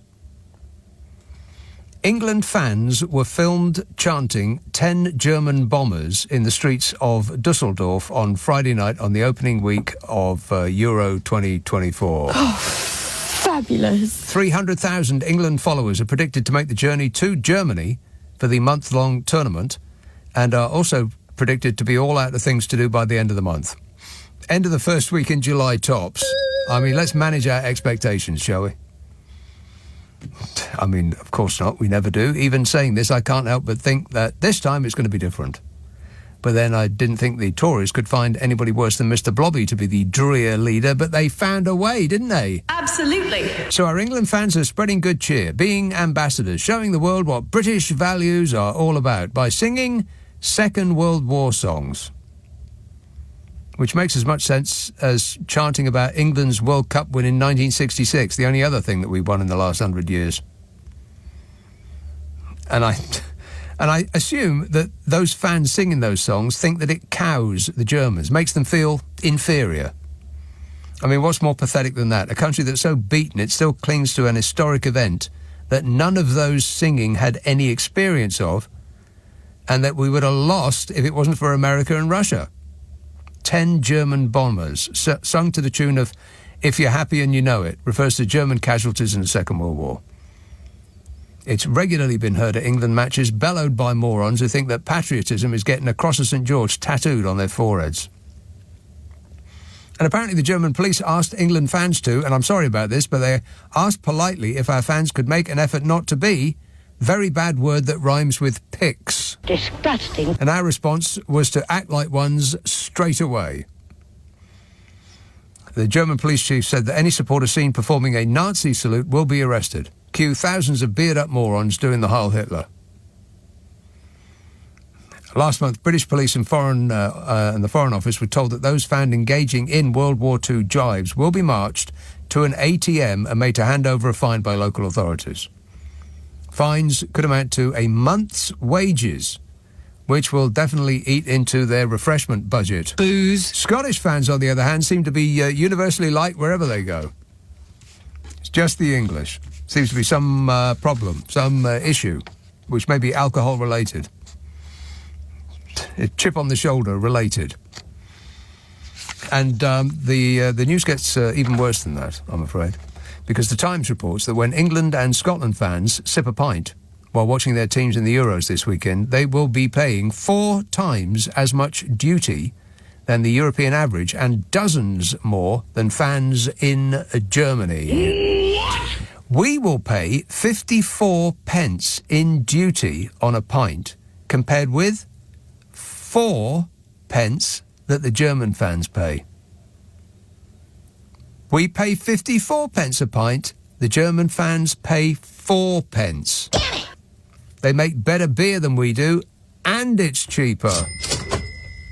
The British Beer and Pub Association, which represents numerous family-run regional brewers and national pub companies, said that since the turn of the century, a quarter of Britain's pubs have closed permanently, with taxes being one of the main factors. Like the rest of the hospitality industry, it has been hit badly by COVID and the cost of living crisis, says the Times. Yeah, also, they can't get the staff because of the thing that no one from Labour or the Tories are prepared to talk about. You know, the thing that was delivered to us by a group of oily charlatans, some of whom have the nerve to not only still be living here, but are after our votes. The government's frozen beer duty since 2020, and the present rate is going to remain in place until February of next year, at which point not much will happen. I mean, it could go up, which would be my bet, or it could come down. But it's not going to come down from 54p a pint, which is what we pay now, to 4p a pint that the Germans pay, is it? No. No, not a chance. I mean, is there anything in this country that is actually better than its equivalent in Europe? That's a slightly different take on the is there anything better now than it was 14 years ago question. Is there anything in this country that is better than its equivalent in Europe?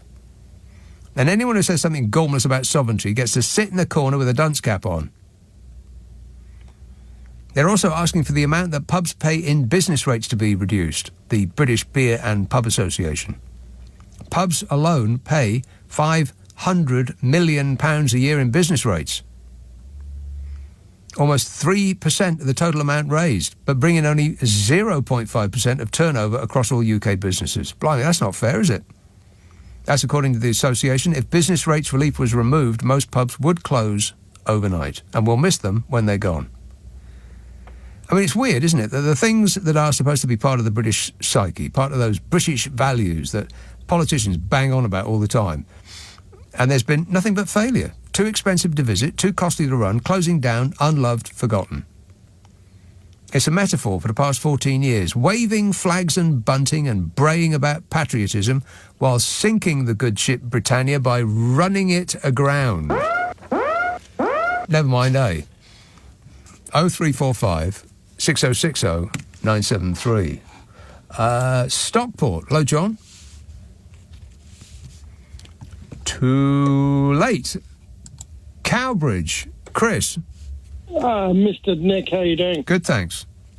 Do you know, just what you're talking about there about the sort of state of the economy and that, just reminded me while I was waiting to come on, Tom Swarbrick had a phone call coming in. It must have been about a week ago. I don't know if he caught it. It was an absolute masterclass where he had this guy coming on the call. He sounded like he was retired.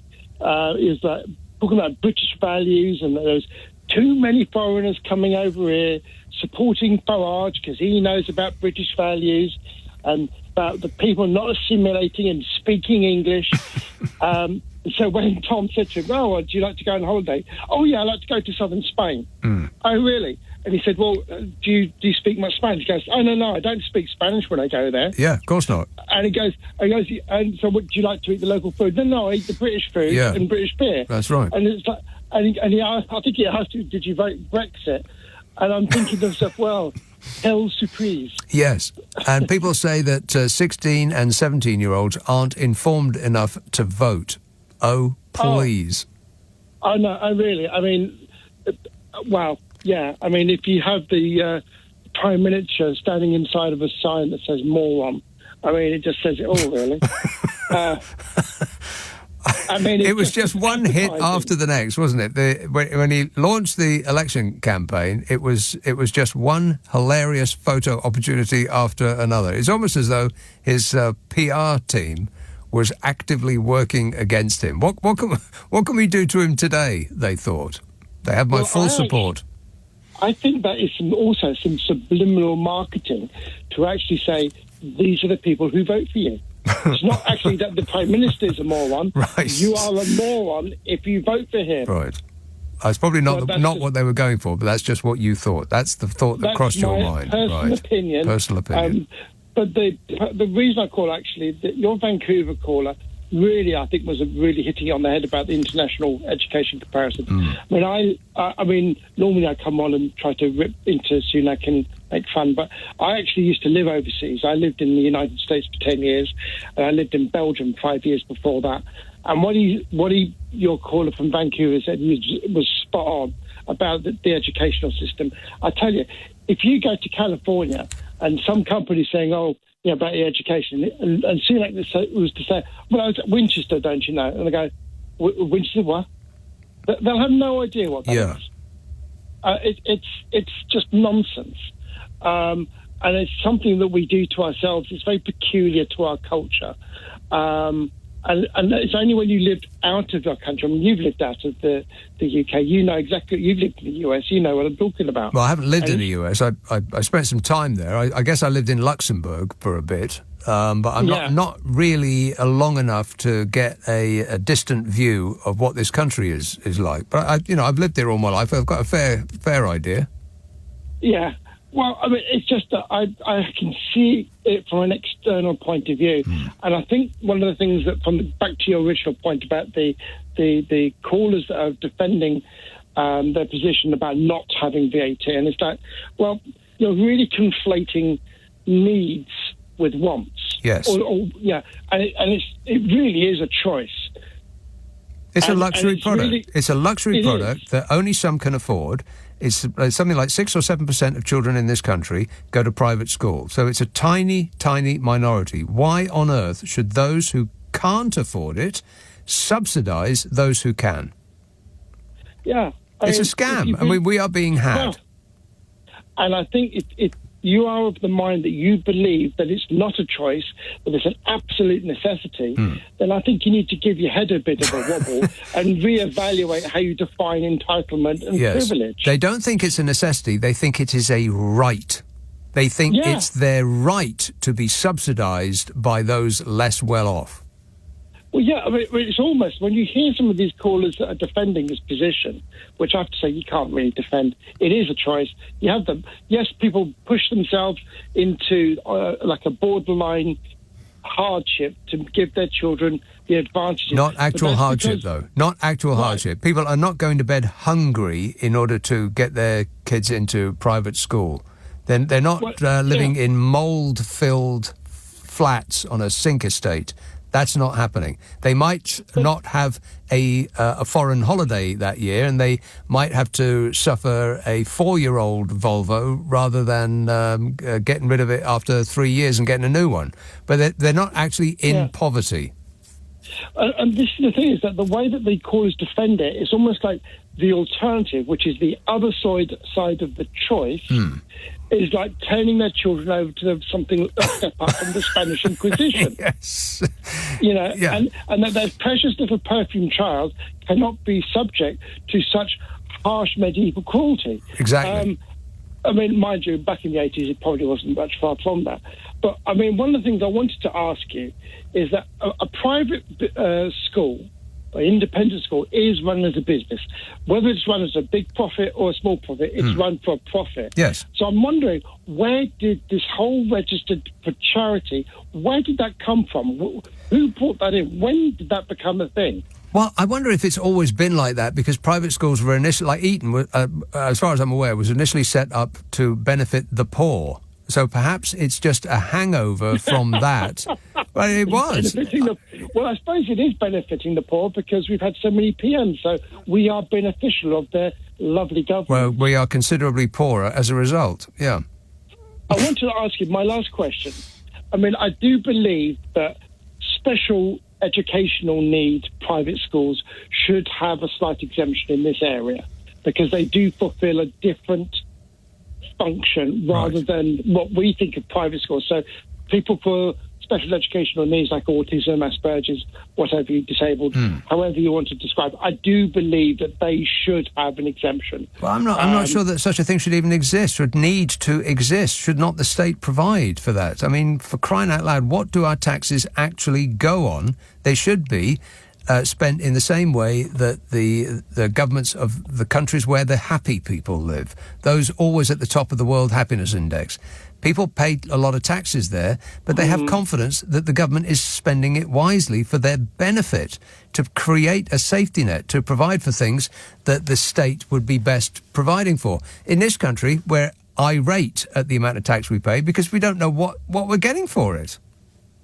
I understand. I mean, I speak as a person with autism myself. I was late diagnosed in my 50s. I was missed by the state school system. So I do, from a personal point of view, I do think that those sort of areas of special educational needs, once they're properly diagnosed and identified, and the state system can't really cater for them, I do think given a private school system for special needs, that should be an exception. I think that there's no reason... almost a medical role. Yes, but there's no reason why the state should not be able to provide for them. Why shouldn't the state be able to provide for them? I think ultimately you're absolutely correct. I think as a place to move towards, I totally agree with you. Well, where we are, I think, is not there. And so therefore, in the next Parliament term, I think with what Labour's suggesting, yes, I agree private schools should have, be registered as a business. I mean, God knows we pay nearly 53p on the per litre fuel of duty, and there's 20% VAT on top of that. I mean, how much does the government want in money on our fuel? But everybody's fine with that. But you talk about putting 20% VAT on private schools. Yeah, people, oh, my God, everybody's losing their minds. They throw their toys out their prams. Yeah, exactly. All right, good to talk to you, Chris. Thanks for that. 0345 6060 973.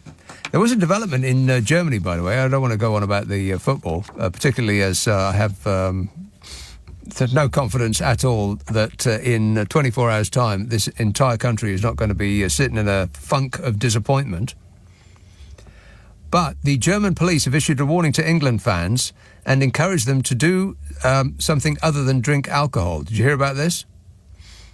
I couldn't quite believe it when I read it, but I'll lay that on you and at the moment of my return. This is LBC with Nick Abbott. Call 0345 6060 973. Tweet at LBC. Text 84850. Who do you think you're talking to? Mostly myself. Mike says, private schools are businesses that provide education. I own a business that provides food. I have to pay VAT, and so should they. End of. Yeah, exactly. Andrew says, can my local branch of Tesco please register as a charity so I can get cheaper food? And JH says, don't forget rowing, lacrosse and fencing for the various extracurricular activities that are available at a private school, but not the state school near you. Not now. Not ever. Never. Kirsty says, this weather is superb. What? I can't stand it when it goes above 70 degrees, says Kirsty. I have a mobile air conditioning unit, a ceiling fan, gel cooling pillows and pedestal fans. Is there anything I've missed in order to save my sanity through the summer? No, I think you can stay right where you are and you won't need any of those things. It's blooming freezing outside, Kirsty. You can't stand it when it goes above 70 degrees. Well, I can't stand it when it goes below 70 degrees. Anything below 70 degrees is just cold. I mean, that's just a fact. Pat says, I mean, I am actually dreaming of the time that I can take off my woolen undergarments. because it does feel a bit, I don't know, constricting. I feel like I'm sort of shrink-wrapped. And you take them off when it gets warm. You think, freedom. The air is, circulating around my area. But so far this year, not much. Pat says, my son and daughter went to private school aged 4 to 11. Then they went to a state secondary and then the first college in the southeast, but best tutors ever. The first college in the southeast. I don't know what that means. One is now a solicitor and my son is in the last year of a PhD. Private school set them up to aim high and beat their state school chums. Yeah, exactly. Why should you have to send your child to a private school in order to get an excellent education? We are being had in this country. I cannot believe that people who can't afford it are defending it so. But that's how we've been... It's almost like we've been trained. We are still a cap-doffing nation. We know our place. And anybody who tries to upset the order of things is an enemy of the people. 0345 6060 973. Pimlico, Penny. Nick, hi. Pimlico, Penny. Yes, hello there. I think I'm going to take a completely different tack from yours and challenge you a little bit, if that's okay. And do what to me? Challenge. Challenge? Oh, God. Oh, God. Yeah. Well, I've been listening to you, and I actually was educated in a private school because my father was in that line of education. And I think the thing you're getting wrong is that you are using the word privilege so that everybody that comes out of private education is privileged, because they're not. No, they went into private education privileged. That's how they can afford to get into private school, because their parents are among the wealthiest in the land. No. Yes, of course they are. No, that's not the case in mine. I privately educated my children. I did it on a nursing salary and everything, because I tell you why, Nick. How could you educate more than one child on a nursing salary? Because I had a husband and he had a salary. But right. So what was he doing? So you didn't educate two children on a nursing salary? No, and he was in property, so we didn't have a lot of money. But let me just explain. In property. Go on. No, not big property. But well, you said it, not me. Well, we didn't have a big income, but the reason that, Nick, I really want to talk to you about this tonight is that I saw an opportunity for my sons to be educated in an institution where they were there from 8:30 to 5:30, if not 6. Right. They had you saw an opportunity to give your child a better education than they might have got, you think, in a state school, because the state school is more poorly funded than the private school. No. Yes, of course. No. The state system works from about 8:30 to 3:30, and I saw an opportunity in the private, give the boys about, 2 or 3 hours extracurricular stuff. And they came home at 6 o'clock with their homework done. Now, don't lose me here, because I absolutely believe in state education. I'm a nurse. I believe in public services. But I think that the thing I saw for this opportunity with my sons was just a little bit more than the state could give me. And I wasn't trying to supplement it with riches or, it wasn't eating, it wasn't anything. No, I get it. But in short, you bought a luxury product. No. Yes. Really? Of course you did. You had the opportunity to put your children through the same experience as 93% of the population, but you didn't want that. You wanted something better than that. You wanted something that was expensive, a luxury product. No, what I wanted was the sons to have a full education, and they have gone on to be decent, ordinary earning citizens, but I absolutely stretched my purse to pay for that because the state education is quite limited. There aren't too many after-school opportunities, and and what is the reason for that? The reason for that is because they are not funded as well as private schools. Well, that I do accept that, and I do accept any criticism those schools about the. So by comparison, those schools are luxury products. That's what you bought. I mean, there's no shame in that. People buy luxury products all the time. Champagne is a luxury product. Doesn't make you a bad person for liking it. Nick, it was not an easy thing to do. I'm not saying that it was. But you had two. You had two incomes coming in: a nursing salary, which is not a significant amount, but your husband was in property. In your own words. No, exactly. Do you know what that means? It means it was about the same as my nursing salary. So we absolutely scrimped and saved to just give these little chaps a little extra opportunity. And Bingo, a little extra opportunity. Yeah. Yeah, exactly. And I think that's the thing about state school. And both of them went to state schools, and I worked as a state school nurse.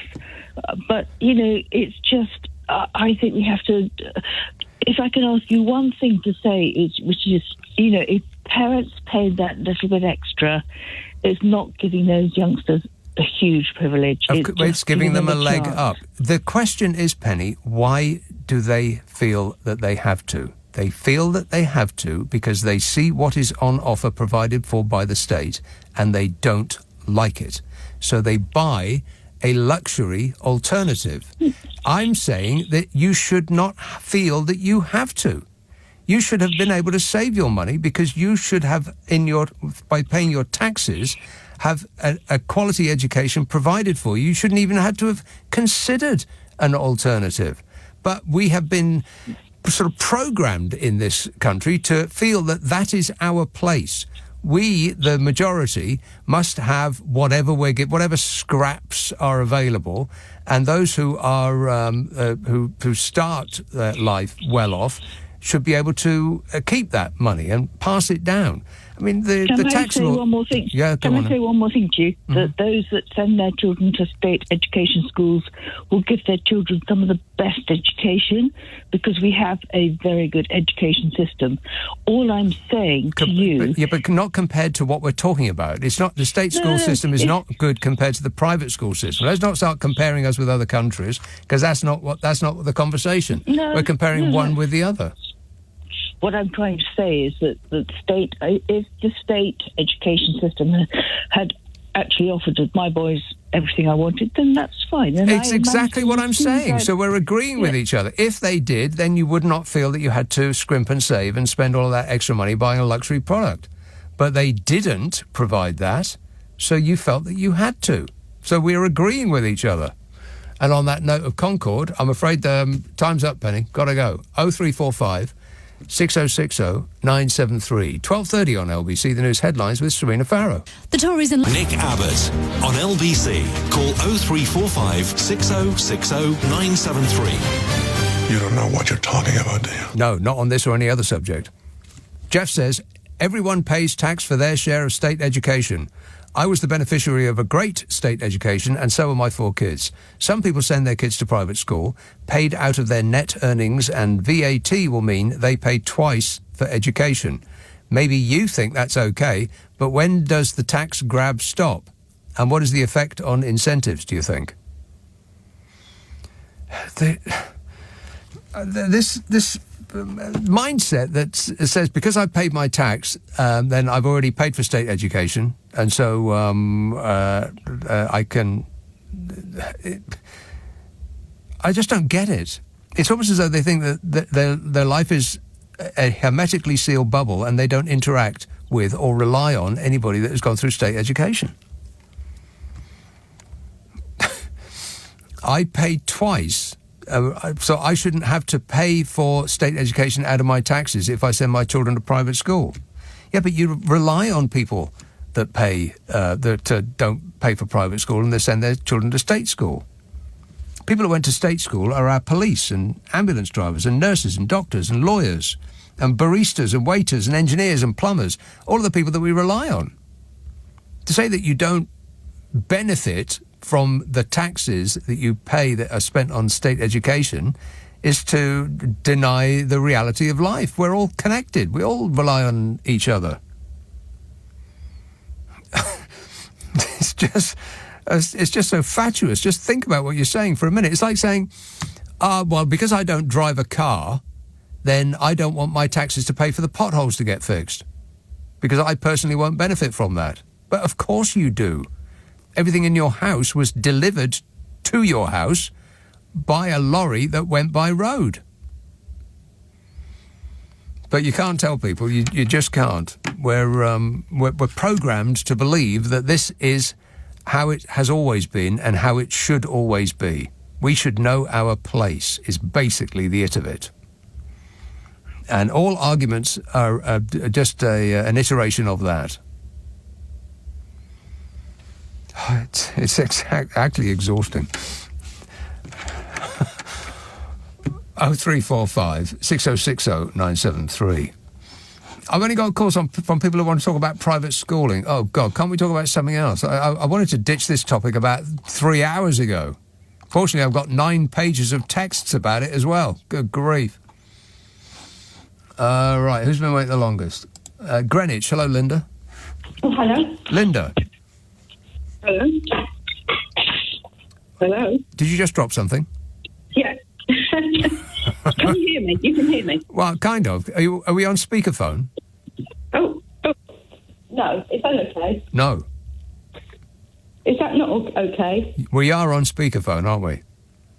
Well, I don't think so. I think we are. So what do I have to do? Press the thing that says speakerphone. Right. What about that? Say something. Is that better? It's a little bit better, yeah. Okay, look, let me crack on.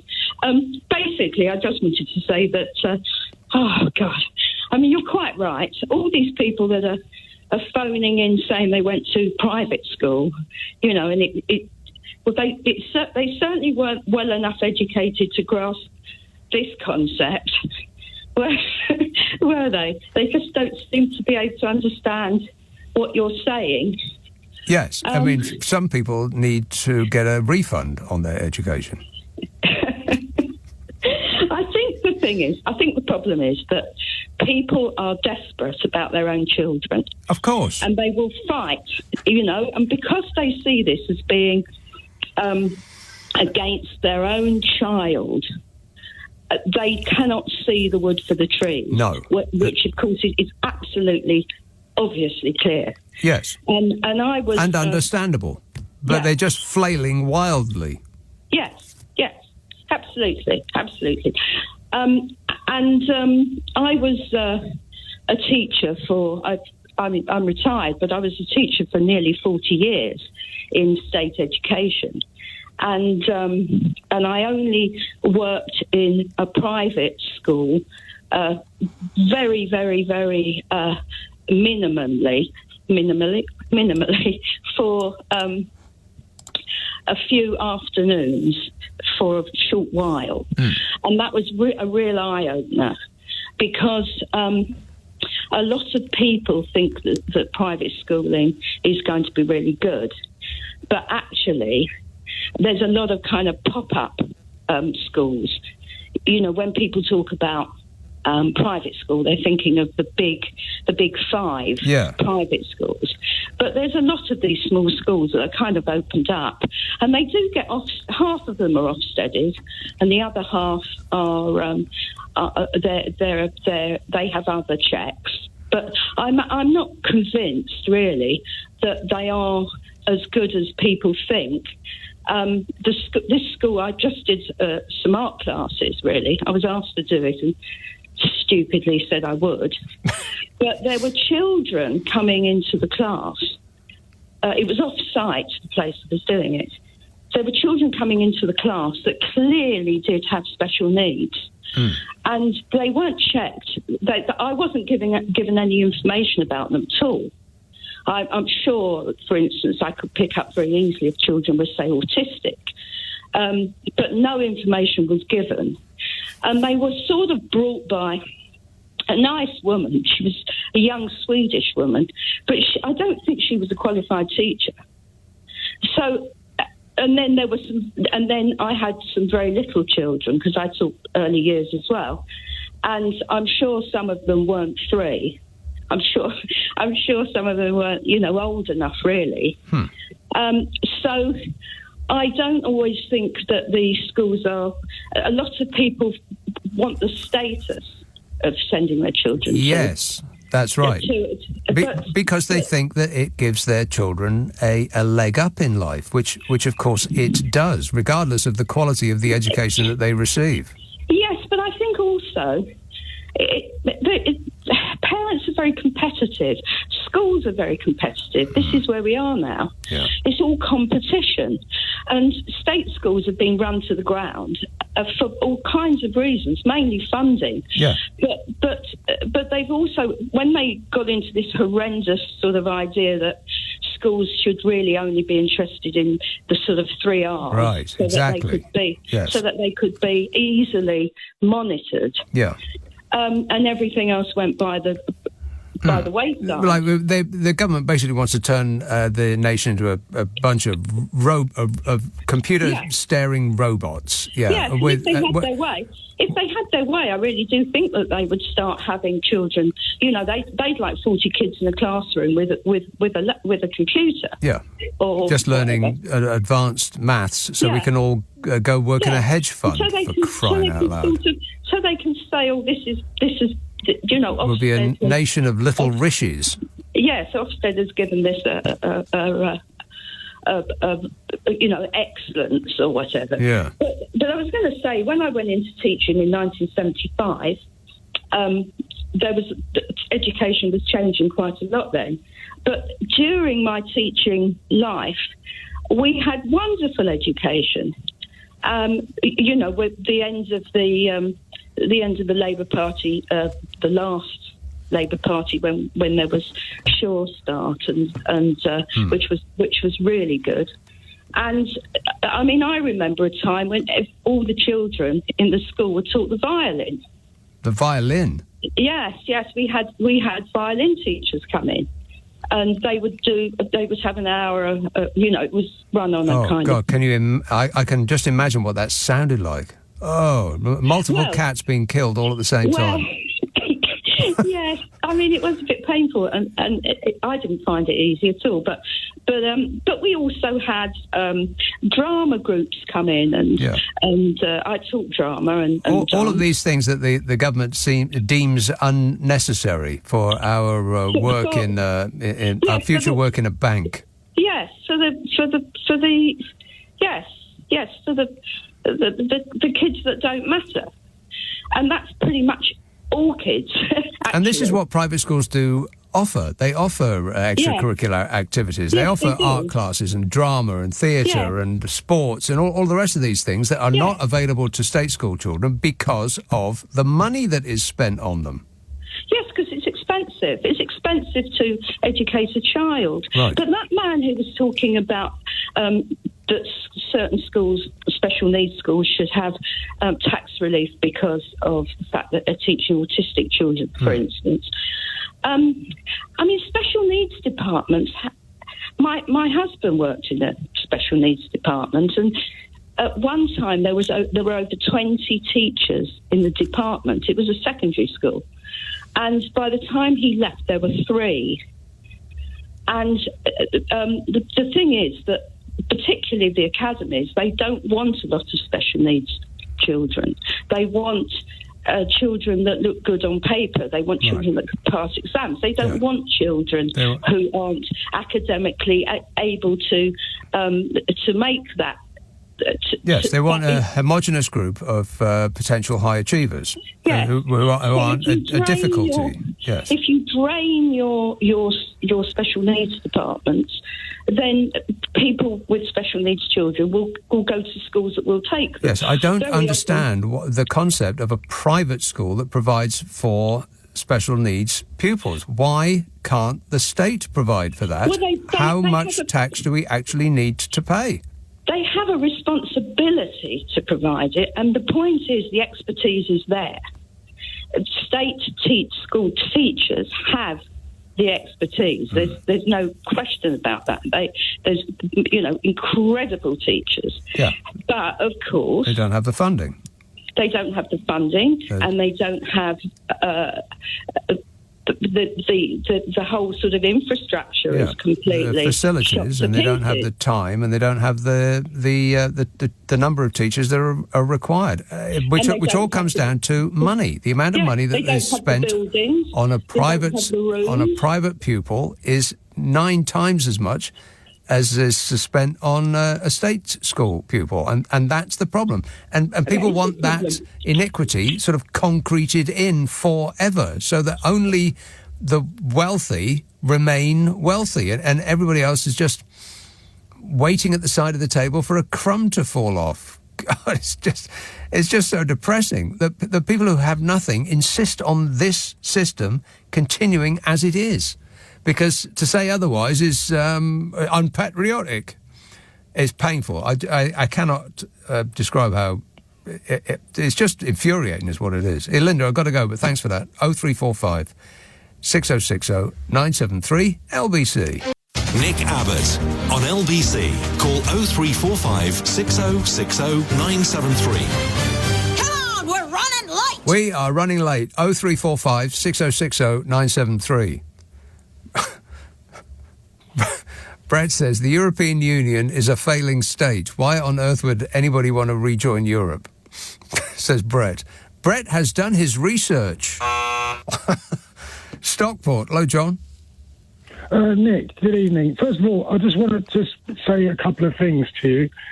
First of all, you're a legend, and but Nick, I'm not. I'm a real person. You went to private school. I went to a state comprehensive in Essex, and the last 3 years when the family moved to Scotland, I went to private school in Edinburgh. Yeah.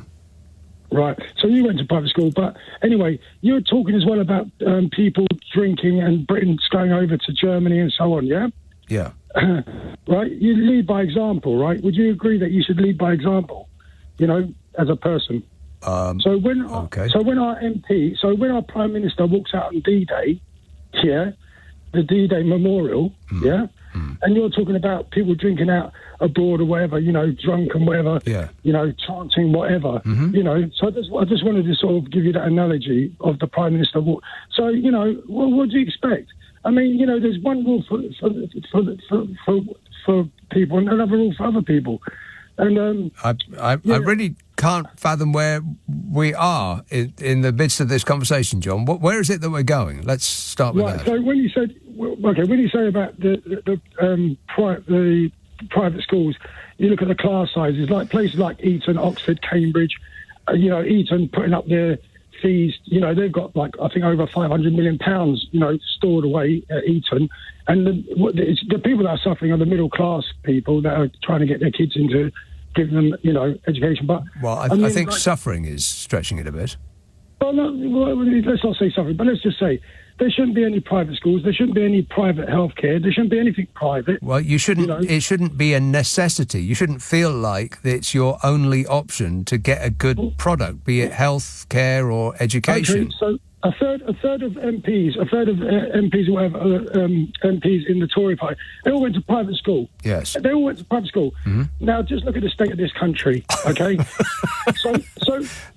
That's a good point. Yeah, they all went to... Yes, but precisely this guy here... Yeah. Wait a minute. Yeah, he went to private school. We know that Diddy David Cameron, he went to private school. I think this is nonsense. And I think the Lisbot went to private school. Absolutely. Yeah, and look at the state of the place. That's a good point, John.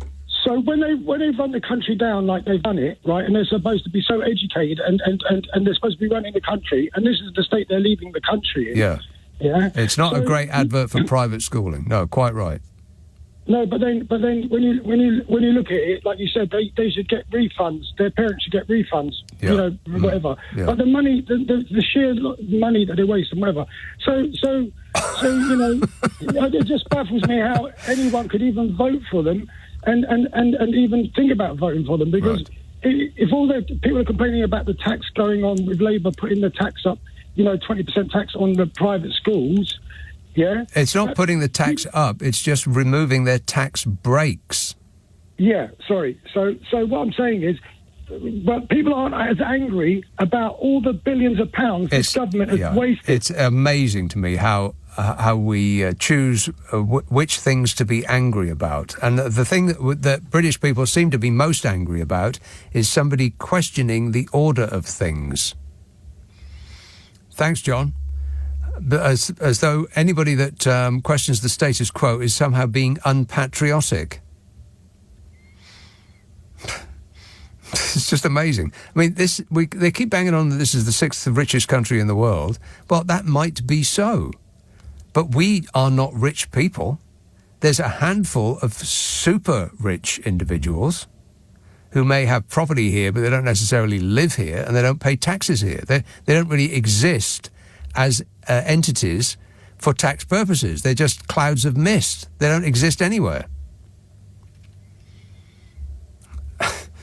And the rest of us are just about getting by.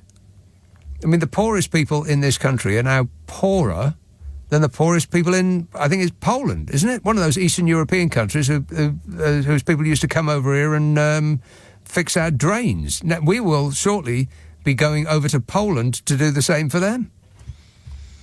But we kid on that we're a rich country. We're not. We may own a lot of wealth as a nation, but it's not spread around. Well, it doesn't really do us any good at all, other than make everything more expensive.